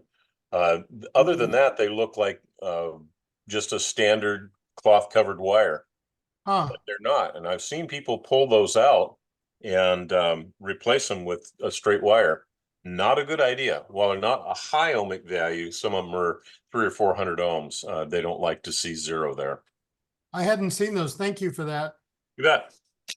So with the metal can caps, do you actually just replace the stuff inside the can, or do you just replace the whole can? No, I actually, the cans are a unique shape and they have a bolting pattern to them. So I literally disassemble them completely, put new capacitors inside. I do not put the metal backs back on and try to solder anything in place, but I do pull the wax caps out of them. It's not a terribly hard thing to do if you've got a micro torch, but it stinks up the garage pretty good. But the way these radios are made, they're already messy with wiring. There was no effort made to, make components that were close to each other in schematic, close to each other physically. So having more wires with capacitors just didn't make sense. Yeah, Someday, somebody will look at the bottom of this radio and go, "Oh, that doesn't look too bad for an Atwater camp." yeah. Yeah. All right, Blake. So I have a question for everyone. Would you want to do another puzzle night sometime? Was this useful? Oh, yeah. Was it fun? Yeah, this was fun. That'd be great. And I'll give you a good one. I've got one called the Mystery Light. Oh, So if anyone wants to send me puzzles, I'll be glad to put them together. And when I get enough of them, I'll go ahead and do this again sometime. okay. Fun. Now, all right, Blake. So I'll have- I need to Did tell. anybody see next. Antiques Roadshow? Oh yeah, we watch it regularly. There was one, I think it was not Monday, but the week before, they had a Tombstone radio that they appraised for $60. Oh, wow. So are we getting those kind of prices available? No, not Tombstones? really. I think they were a little Kind of over. depends on which East one, which Coast, radio now, it is. I think people have told me this before, and I don't know whether it's true or not, but there's East Coast sales or people who collect radios on the East Coast, they command higher prices. Well, People yes. are willing to pay more for radios, or there's more available. I'm not really sure. Probably. I don't have any $60 cathedrals for sale. No. This was But, one of the of Philco. Yeah, One of the larger ones. But still, I saw that and I'm going, oh, I have to bring that up to the next time the radio. But every once in a while you see very rarely do I see any antique radios on Antiques Roadshow. Oh, yeah. We could probably sell 60 cathedrals for $1. Yeah. Yeah. Well, yes, that'd I have probably a plastic one. I have a cookie jar in the shape of a cathedral. I'm looking at it. Yeah, I've got one too. What's yours look like? Let me turn my background off. no, I gotta switch my camera. Oh, So next week. Oh yeah, what I I'm got gonna my do- background on it. It's gonna work. I'm gonna redo the presentation I did next week on the nickel plating, because there was a bunch of okay. people that missed it and said they'd like me to do it again. So I'll do that next week for anyone that missed it. Yeah. All right, Blake. Oh, there we go. Linda's house. Yeah. See my house.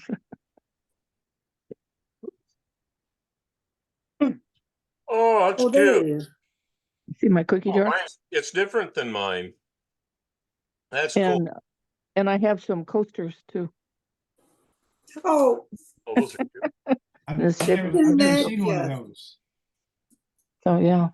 This is my entire radio collection right here. All 4 of them. So anyway. All right, Blake. I'm All right, well, finally, I'm gonna take off. Thank you, everyone. Appreciate it. yeah, All right. Good night, Mike. Good night, Mike. okay, Blake, take a look at this, if you must. That's oh, this is a Zenith I ended up with, well, Saturday anyway. Got a tone control in the speaker. Yes, but the thing is, it works, exception that the volume control, all it does is turn the radio on and off. That's all it does. Well, then it It- doesn't work. No, everything else on it works. The tuning capacitor still works, but there's no dial pointer anywhere on it. And there was a dial string that was hanging out the back of it with a, I was messing around getting this backpack on it. And the little spring with the dial cord dropped out. And like, oh, I might as well save that. Because I don't even know how this thing is even supposed to have a dial pointer. If you notice, it's this thing, but the back of it, really odd how they ever did the back of this thing. But way recessed in there is how is a phono jack too. They recessed that thing way the screw back in there. But it works, but it's loud as hell because the volume control's dead.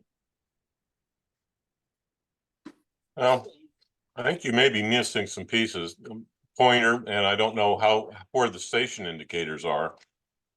Did those get rubbed off the front, or? I don't know. That's the way I found the thing. Well, I think you're missing some pieces. But I've got the dial pointer, the one piece, which I ended up saving the, here's said dial, the dial pointer cord with the spring on the end of it, which I never.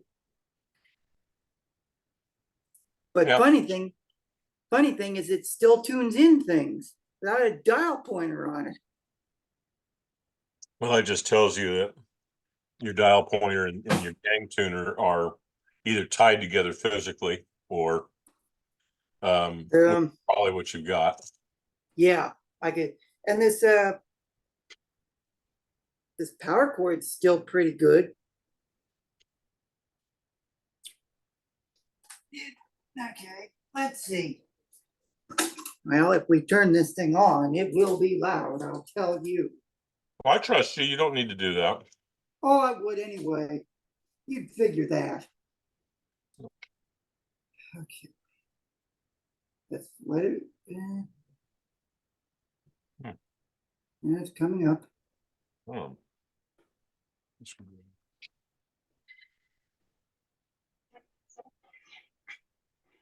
Go back and forth with that, but I think you're absolutely right. You have to lead these states, and I'm convinced now, Mark, that the sooner they collapse, the better. I mean, eventually, the only way the people in those states are going to wake up is if they are absolutely miserable. And for those of you that aren't, be nice to your neighbors.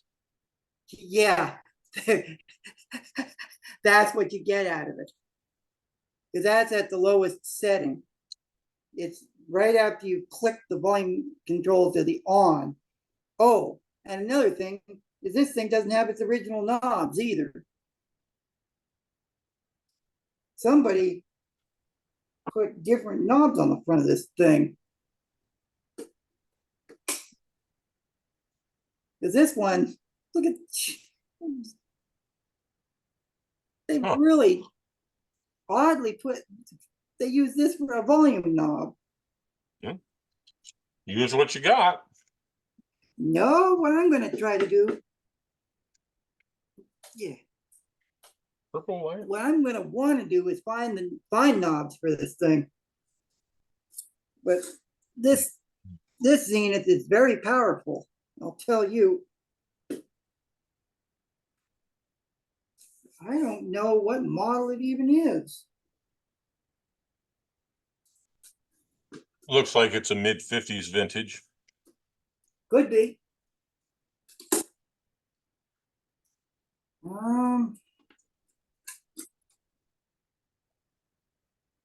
Let's see the front of it again there. Yeah. Oh. With the one with the actual Pull it back a oh, little. Pull it back. Hold it right there. Yeah, you're missing some parts of the face. yeah.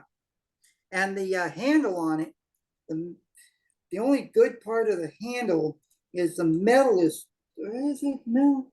Yeah, the metal part of the handle is still here, but all the plastic has now it's as I'll show you the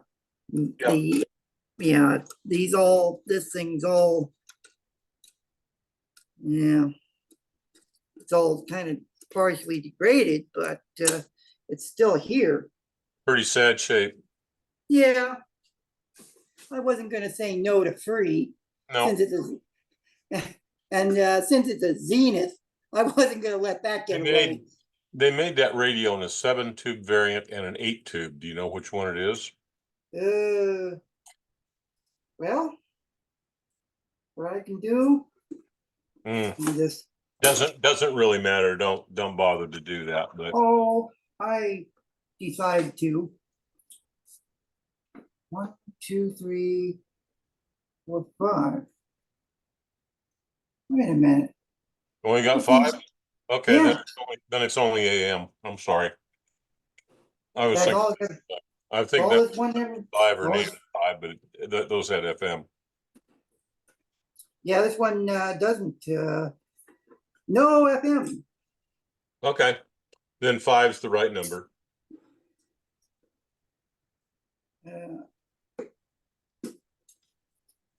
Does it have the larger octal tubes in it, or does it have the miniatures?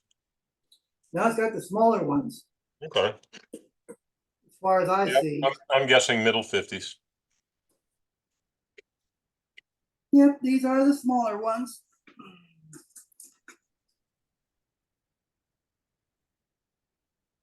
That's one of those radios I picked up Saturday off a 3 table at Bill's place. Now, I'll get to something good.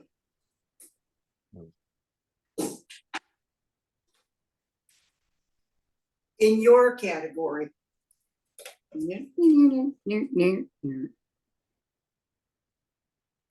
Wow. That's your category. No, it's not my category. No, it's it seems like it could be an All-American 5 from what I can tell. It's got tubes in it. It certainly will be. It is. But this one, it does turn on, but it's got the usual capacitor hum, and the tuning is like it's kind of garbled. Well, if your capacitors are that far gone, it'll sound garbled. But it probably needs to be recapped, and it's probably late enough to have a circuit board in it. Thing would be a son of a gun to work on. Yeah, and it's got that it's got the removable cheater cord too. Yep. But the funny as it is, the whole back plating, there's no information on it whatsoever. It was on a paper sticker on the bottom, and that's long since gone. You're right. That was another thing I picked up. Then I found an Arvin that is a radio and record player combination. Oh, no, Admiral. Excuse me. Couldn't be an Arvin. It was an Admiral. Big square thing, about so big, but funny as it is, it has 2 actual bands on it, but I don't see a band switch anywhere on it. Hmm. Strangely. Well, this back has to tell me. Does it go up? But yeah, this one needs help. But my other Zenith, I finally got the tube thing taken care of. And now I got to go through and do all the capacitors to that darn thing. Not the other, not that Zenith. This thing, this giant one, or not giant, but this thing, my Oh, yeah. my bomber. I got all the tubes to it, so that's good. I think those were called universals. They're AM only. Cute little Yeah, radio. they are. But it's as it is.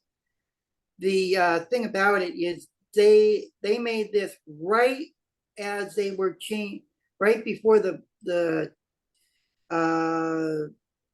shortwave version of the bomber. Yeah. Yeah, the shortwave version of the bomber came out just before World War II.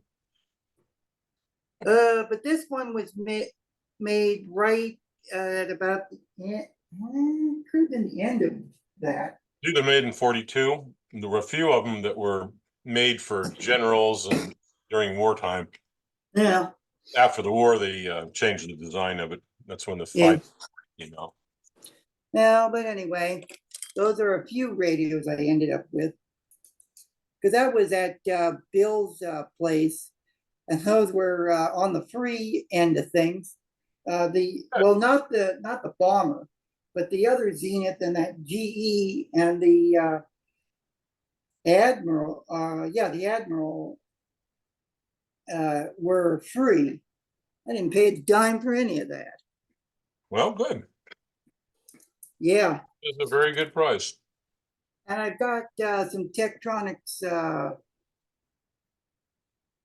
some kind of power probe stuff that, it's like, oh, you take one? No, you take it all. I'm like, okay, Bill. But one thing, let's see, what is this?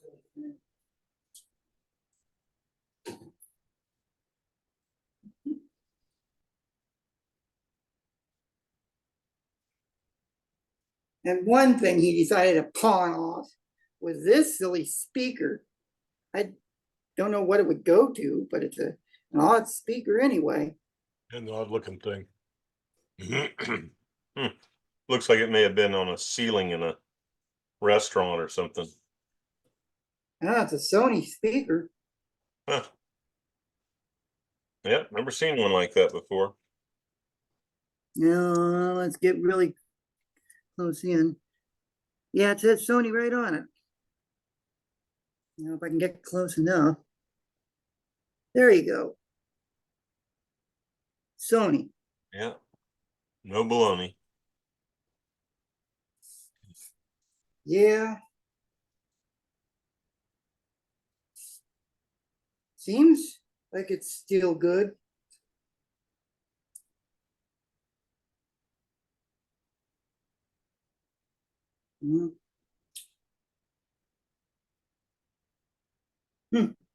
Oh well, that's life. I'm gonna put that and it came from.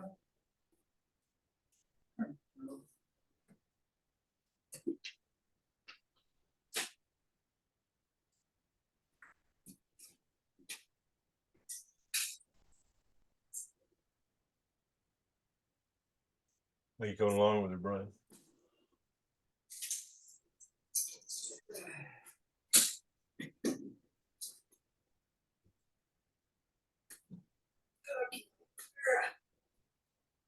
Now. Okay, now what else I got?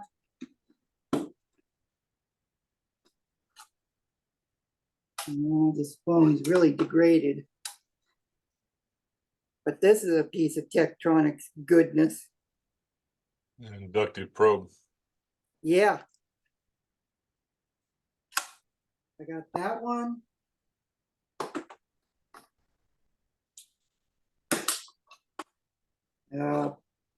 This thing's still with its original case.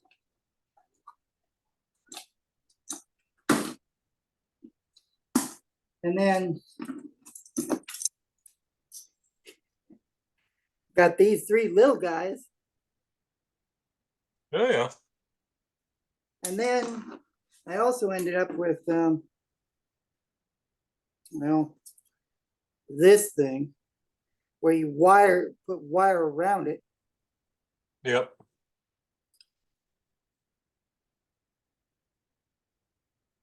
At least it's all Tektronix. Good And at stuff. least, yeah, I've got that, still got the oscilloscope off of that I picked up from that free table back in February, as it is. So I've got, I got parts for these, tools for the Tektronix. If it'll adapt to it, I'm sure it will. Well,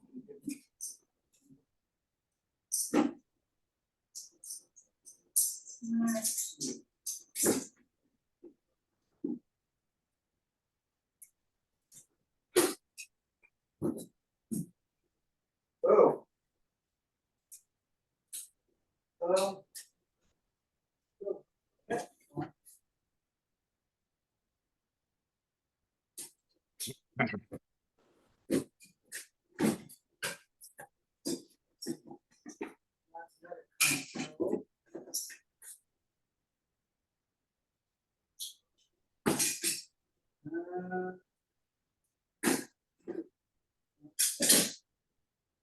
Now, this thing, gee, Game Gear.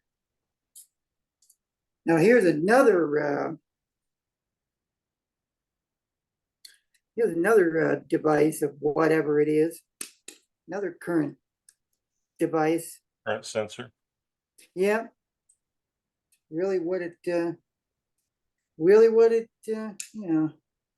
is, yeah. Yep.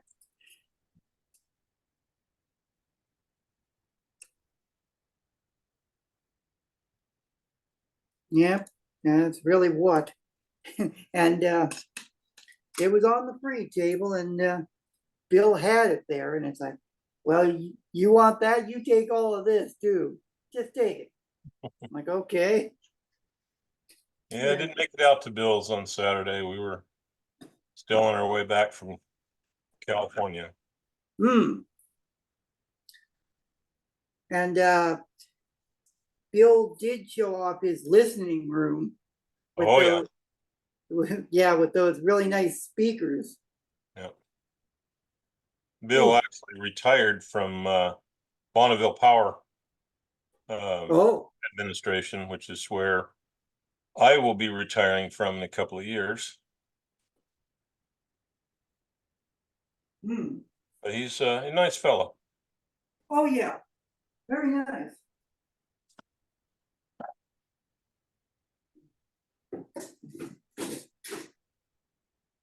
Hey, Derek, when's your birthday? What month? Huh? What month is your birthday in? January 28th, as it is, wow. of 86. I was, or I could just tell you, I could just say, what day did the Challenger explode? Oh, really? Yeah. Yeah, you were born the year my wife and I were married. Oh, wow. Go figure. And I was in an electronics lab when the Challenger exploded. And our professor had a very dear friend on the Challenger, and he made all of us watch it go up so that we could see his friend go up. And when it exploded, I saw a really decent fella just absolutely go to pieces. Fortunately, we had some girls, some young ladies in our class, and they went up and kind of consoled him. But yeah, that was a rough day. Yeah, That was a day that most people remember where they were. yep. I wouldn't forget that. Frankly, that I was born that day, but I even went nosing through the news articles of it, and they knew that there was a problem even before this went up. But Oh, yeah. they're like, nope, we're making this happen regardless. Norton Thiokol was aware of the seal problems, and yeah, that was a mess. Yeah. Shameful as it is, brother.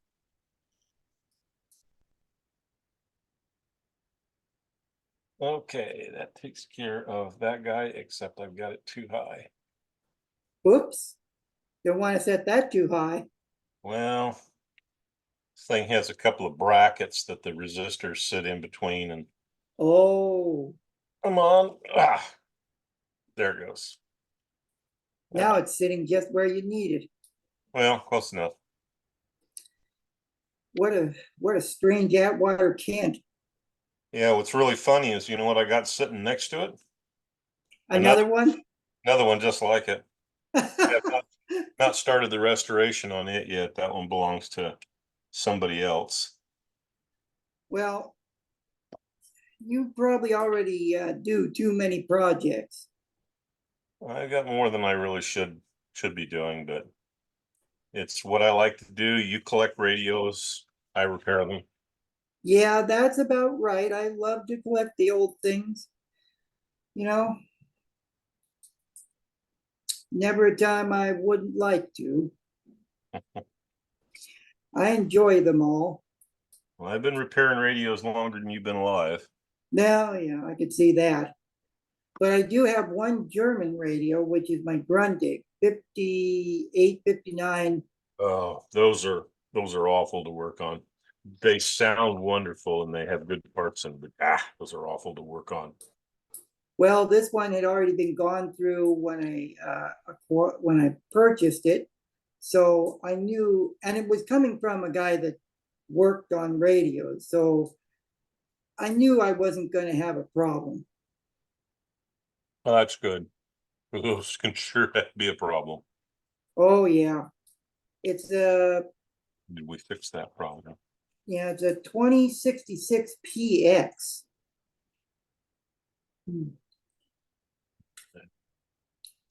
But that one, that will never be for sale. I've got one 9-tube or 11 tube, 11 tube Opus that I restored for myself. I love the radio, and it's like you. I hope I don't have to work on it again, but I probably will never give that up. It's a beautiful radio. Oh yeah, I've never had to do anything to this thing. I've let it play for hours, and it does very well. Still, that was the one that still has that good eye tube in it. Those tend to be, when they're set up correctly, they tend to be good DX radios too. I don't know how many tubes yours has, but That's those tend to be just pretty nice. well, let's just look this up, Where shall does we?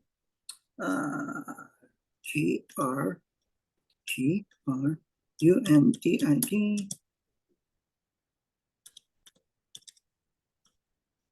Oops, not PX. The 2066 PX.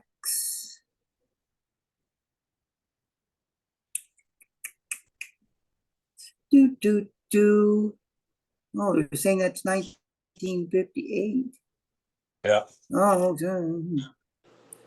So let's see, 6. Okay. It's a 6. That's It's probably a 6. not a real good DX radio then.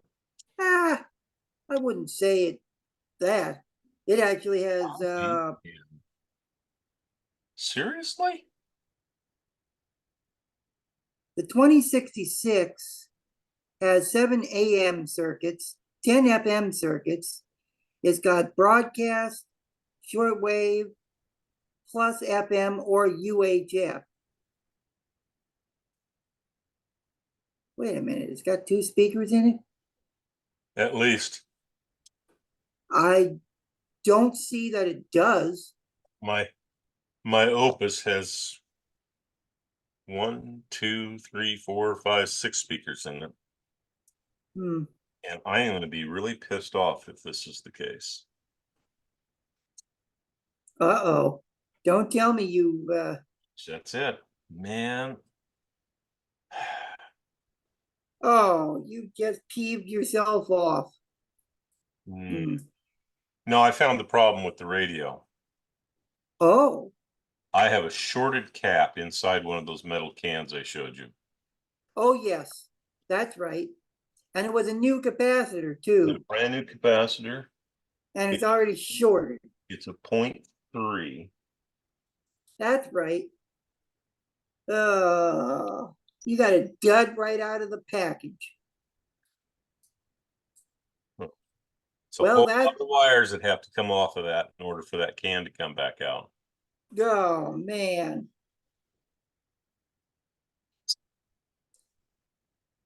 Oh, that's gonna be a nightmare. I think what I'm going to end up doing here. Okay. Yep. Not from there, but from here.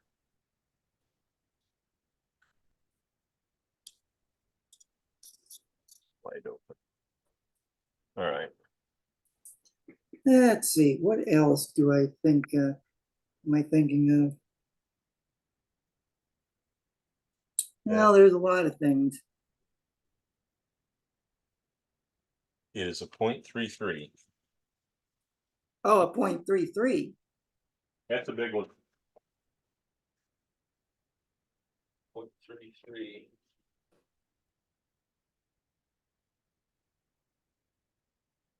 Hmm.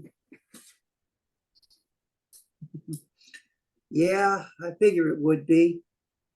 All right.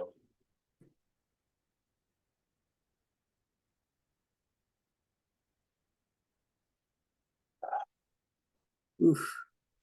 Man, now you gotta take out all the work that you've already done. Yeah, well, sometimes that's the way it goes. Yeah, I am going to come back to here. And I'm going to go from there but to, wait a minute, don't you have to work tomorrow? absolutely. I thought so. Shouldn't you be getting to bed by now?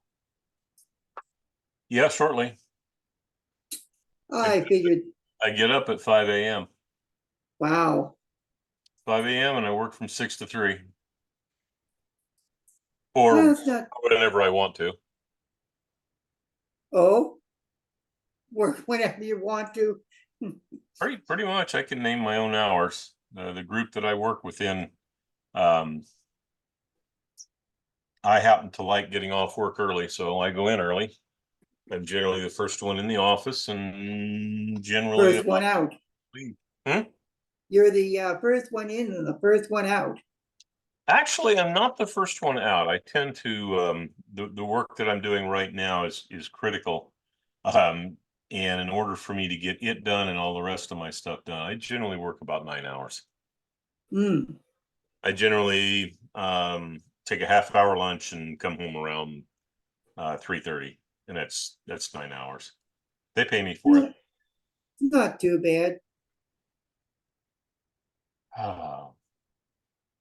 Well, Not too. I got company coming over tomorrow night, so I think I'm going to go ahead and drop off with you and Oh, well, I'm getting this I- done. yeah, man, that radio has really got you in a conundrum. Well, it doesn't have any conundrum. I figure out what's wrong with it. It's just a pain in the ass of what I'm gonna have to do. The fuse block is mounted to the same screws as the capacitor back block, so I have to take all of that off. There are 1, 2, 3, 4, 5, 6, 7, 8, 9 wires connected to those 4 pads. Ooh, man. Ugly. Yeah, that seems that's almost as bad as what they did with the transoceanic. When you take out the chassis of it, it's like, whoop. It's a really small chassis in the underside. It's a very narrow chassis. It's not very deep, and they cram all. Yeah, Like they and built you- it in layers. yeah, and you're trying to figure out where everything goes, and just trying to get anything in there to do any work on it is like, ouch.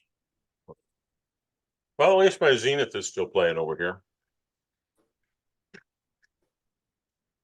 Yeah, you got your Zenith going, but I got to get one of them. The only thing I really have to do, well, besides trying to figure out the dial facing of that one, is get the volume control working and find some original knobs if I can. I don't even know what time those take. It looks like they were press on, but but that one that I took off that somebody put there actually is a circular piece. Well, I'm guessing that vintage of Zenith probably has knurled, which means it's split shaft. Yeah, and they probably had Bakelite knobs on it, but I don't know which ones. Well, we could try to figure out which Zenith it is. Find out what model it is and get the information to me. Yeah, we'll see what we I'll can take do. them out for you. Oh, good. That'll be just dandy. I'll figure that right out. And I've got your contact info stashed Wow. away in my Google anyway. And don't be surprised if I'm slow to respond, Eric. That's just me. And not I you. understand. You're always a busy person and you've got a lot on your plate besides work and more work at home with all the radios, you know. Yeah, well, there's only about 12 of them here waiting for me to work on them. Hey, if you ever wanted to take a stab at that thing, go right ahead. We'll see. We gotta get the paying customers first. I would pay up, knowing myself. That'd probably be, for all the work on that, it's probably a volume control, the dial front, the dial pointer. That's probably two, maybe 300. No, I don't. For the radio that you've got there, on all American 5s, I charge $50 plus parts because they're just not worth that much money. Club members, it's $50 plus parts to do an all American 5. This radio I'm working on right here, right now. Yeah, He's facing about a $450 bill I could see that. just because the thing is in such bad shape. Now, I'll tell you what's worse. And I saved it, but it's a Marantz. And it's the Marantz that has the full Dolby in it. And when I got it, it was totally dead to the world. And I had asked a guy that worked on those kinds of things, and he says, "Oh yeah, to go through that thing, that'll cost you about $700-800." Yeah. I went through a Fisher 500 a couple of years ago that was up in close to that range, but the guy wanted me to put special handmade capacitors in it. He wanted certain ones, and he had to have these tubes that came from England, and it was expensive little venture. All right, but I'll see what that Zenith is, and we'll get right on it. Boom, boom, boom, boom, boom. Yep, thank you, Brian. All right, let's do this. Because let's see, I can see if I can pull up that information now. Come on. Oh. Okay. Oh, it's getting late at night. They don't work if you don't put the tubes back in them. Yeah, that's right. 50s. Okay, it goes zoom. that way, I believe. Is it a 50s? Let's see here. No, no, it's not that one.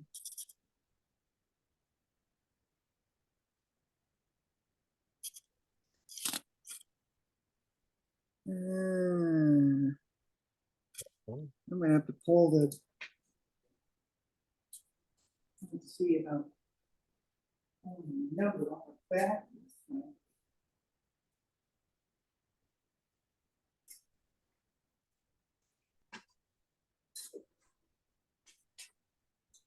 $50, that's 5. 19,495. 5,923. Huh. That's it. Is that fine? Okay. Okay, let's see if it's this.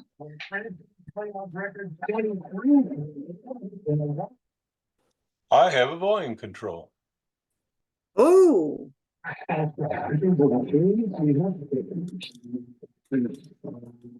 Rude, don't fit into a box, they're looked at differently.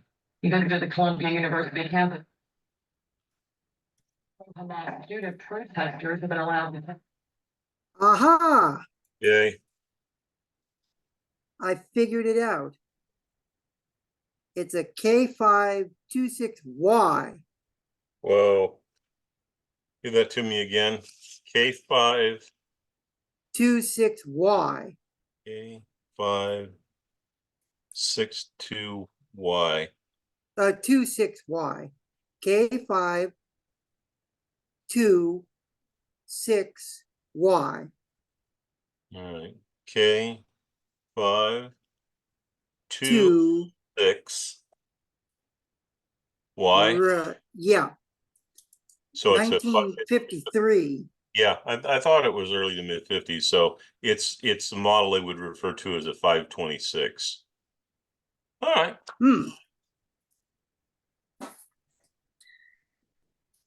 That's not too bad of a radio, but I'm gonna have to figure out exactly what that dial front actually is. Let's go into images here. Oh, come on, you.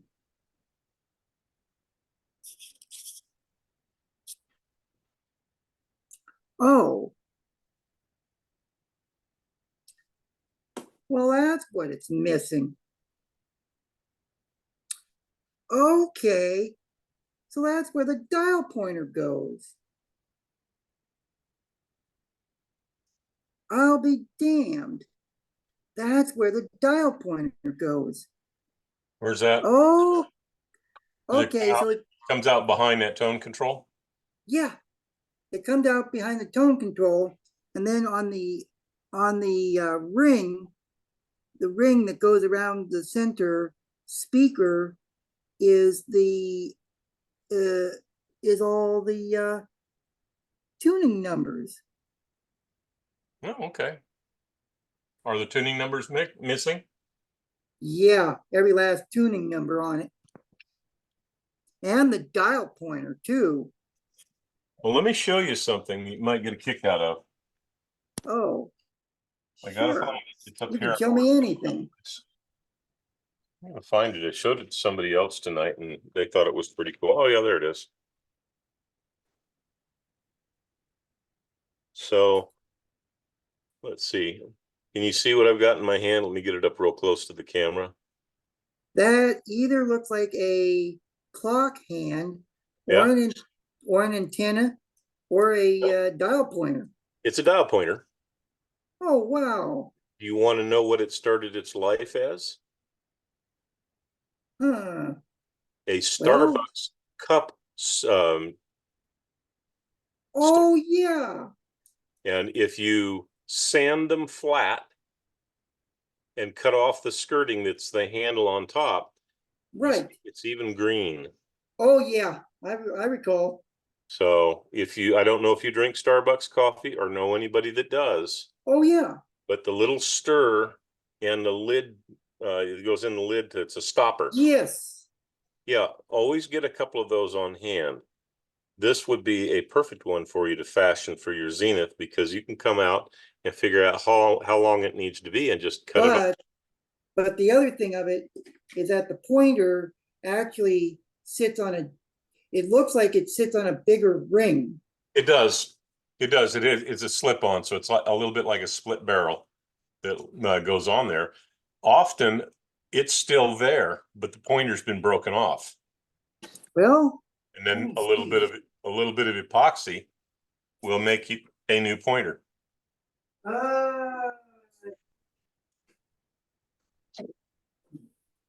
Sadly, no. As I looked at it, there is nothing there. Not a Okay. darn thing. The whole thing is gone. Okay. Well, start looking for scrap parts, or you might be able to find a piece of brass that you can split and make one. Yeah. But anyway, you know, I'm actually going to write an article on this. I've got all the pictures of constructing it, and we'll have some fun with Yeah. it. Derek, I'm going to jump out of here. It's a little All after. righty, brother. I gotta go get some sleep. Oh, yeah, you better do that. Tomorrow. And that little, that Zenith will be eventually working better than it has been. Because all it needs is a volume control, the dial pointer, and the numbers dealt with. Yeah. Because the cord's pretty good on that thing, hasn't really deteriorated. So I thought, well, I'll take a chance and I'll just put power to it to see what it does. And I turned it on and that thing started blaring, and I'm like, what's this darn volume control doing? Nothing. But it receives very well. That's good. I can tune down the AM side of it and it's like, whoa, wow. Now that's an AM that I can live with.